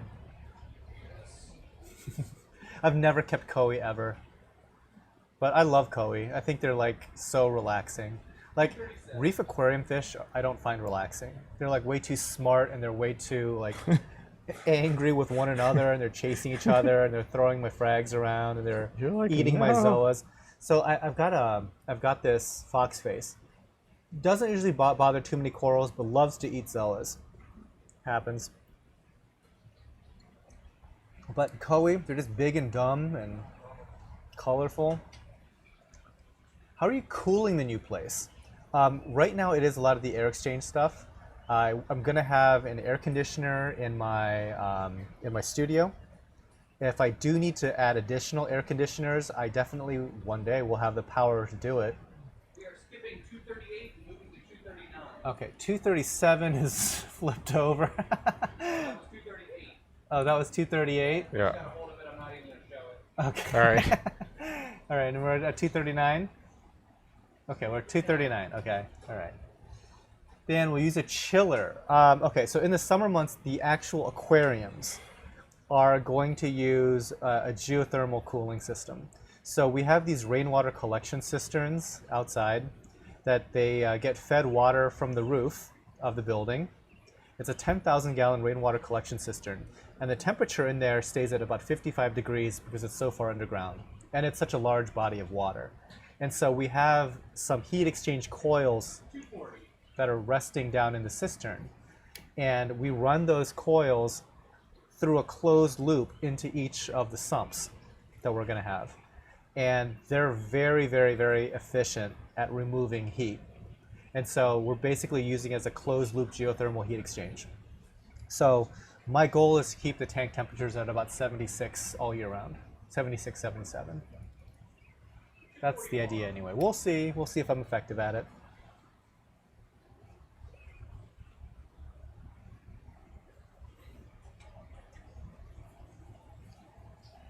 And you gotta love Lisa. She's such an active moderator. That's why she, guys, that's why she gets the wrench on everybody's live streams right there. So thank you so much, Lisa. I appreciate it. Hopefully you can make it on the 28th, but I understand that if you can't because she's in Canada. It's not like she's... It's not just hopping over Yeah, here. she's not in like Canton. It needs just to drive up.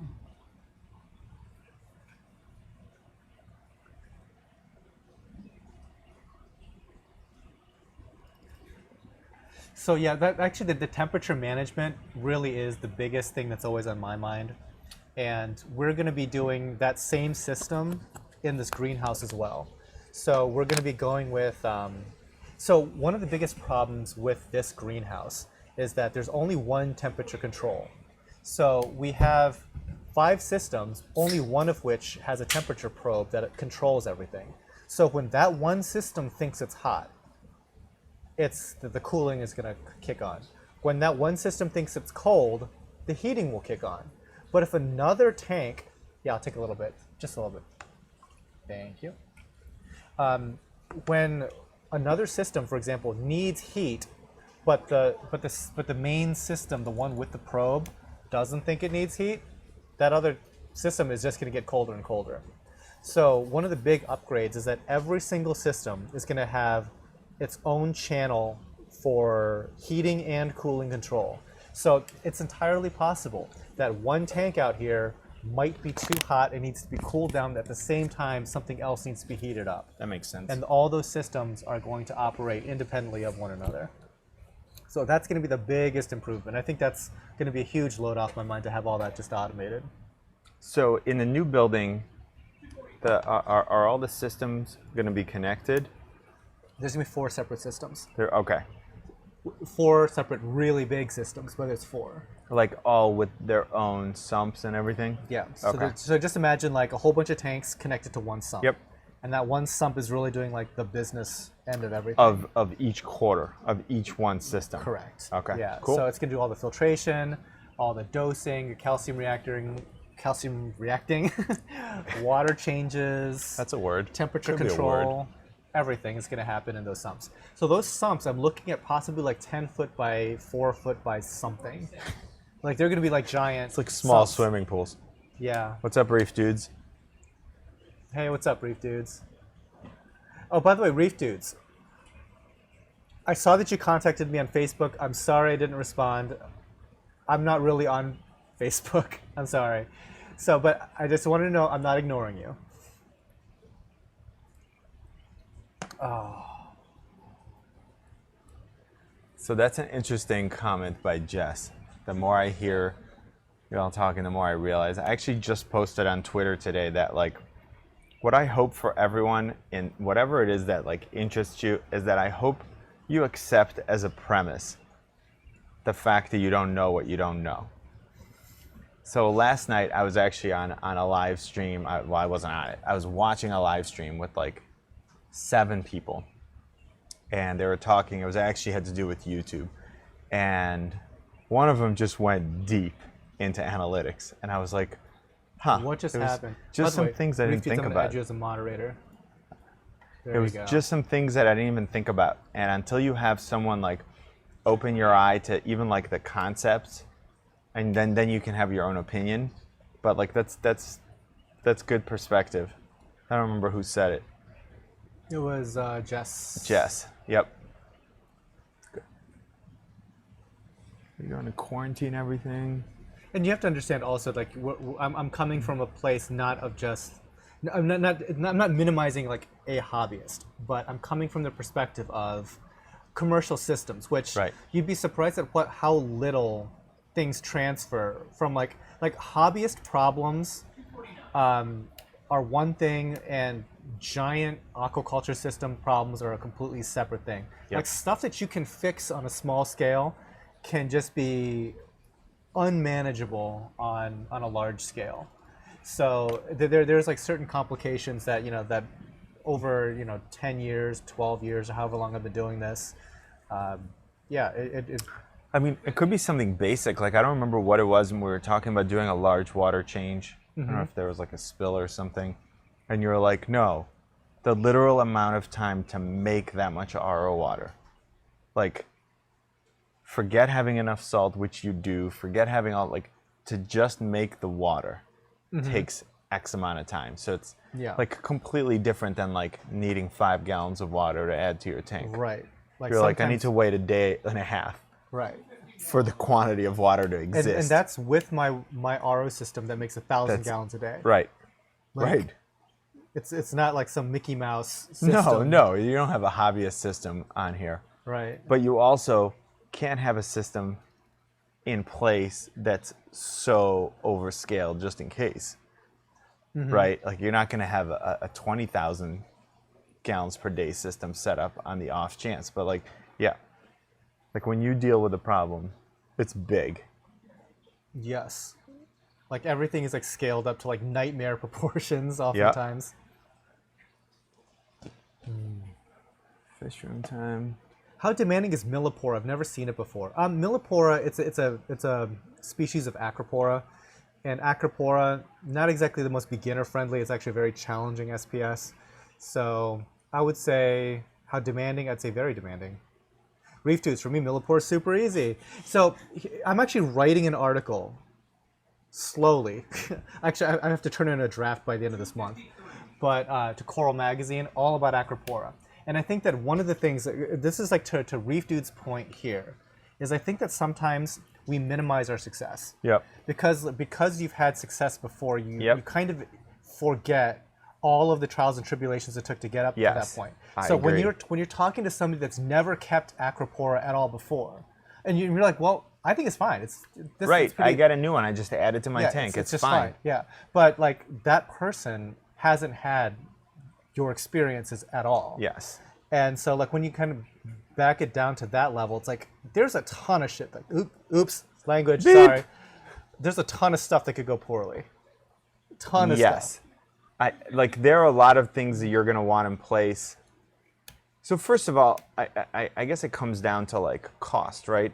Like, don't add expensive coral to your tank in the beginning until you're like, it's established and stable and you're comfortable with your water parameters and your lighting and your flow, the amount, right? Like nutrients that you have. Because if your system is, so let's look at it this way. Caring for a coral, you're not caring for that specific coral. You're like caring for the whole system. Yeah. So if your whole system is doing well, then adding a single piece of acropora is not a big deal. But if it's not, well, then it's going to die. So you're not, right, like you're not feeding acros, like specifically that one piece. So yes, I mean, I totally agree with you. It's like once you've gone through the growing pains of getting to that point. Stuff becomes like, oh, that's obvious. Sure. But, well, it wasn't obvious like 10 months ago when you didn't know it. Right. But now that it's obvious, it's like, yeah, this stuff is easy. And you can apply that to anything. Like, I could ask someone who knows stuff about cars, like, well, how hard is it to do your own oil change? They'll be like, well, it's super easy. Okay, well, it's super easy for you because you know what you're doing. But like, I have no idea what I'm doing. It's not going to be super easy. Right.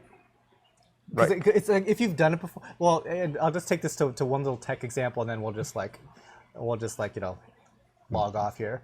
But like we both had purchased our Synology raids at the same time. Okay. Yep.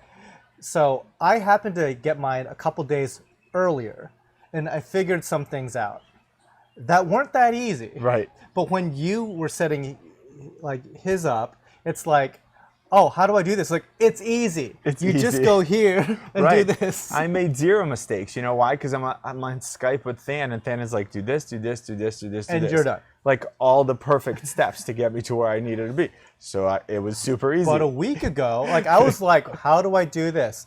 Okay, well, I guess I'm doing this twice because that was Yep. messed up. Yep. That didn't quite work out. So, It's good. It's a good example. and that was like 1 week difference in experience. That's all it took. All right, guys, we are at 5 o'clock. This is the last thing. Hope This you is guys it? enjoy the show. Check out again. This is Sagi's channel. I'm gonna throw that into chat. Tech Gear Talk. If you're Check it out. interested in Let me know what you think. some consumer electronics, some camera talk, some other things. One day I might even make a cameo. Who knows? Unlikely, but No, you will. but I'm glad that he could stop by. Thanks, dude. Thank you. Thanks for inviting me. It was fun. Yeah.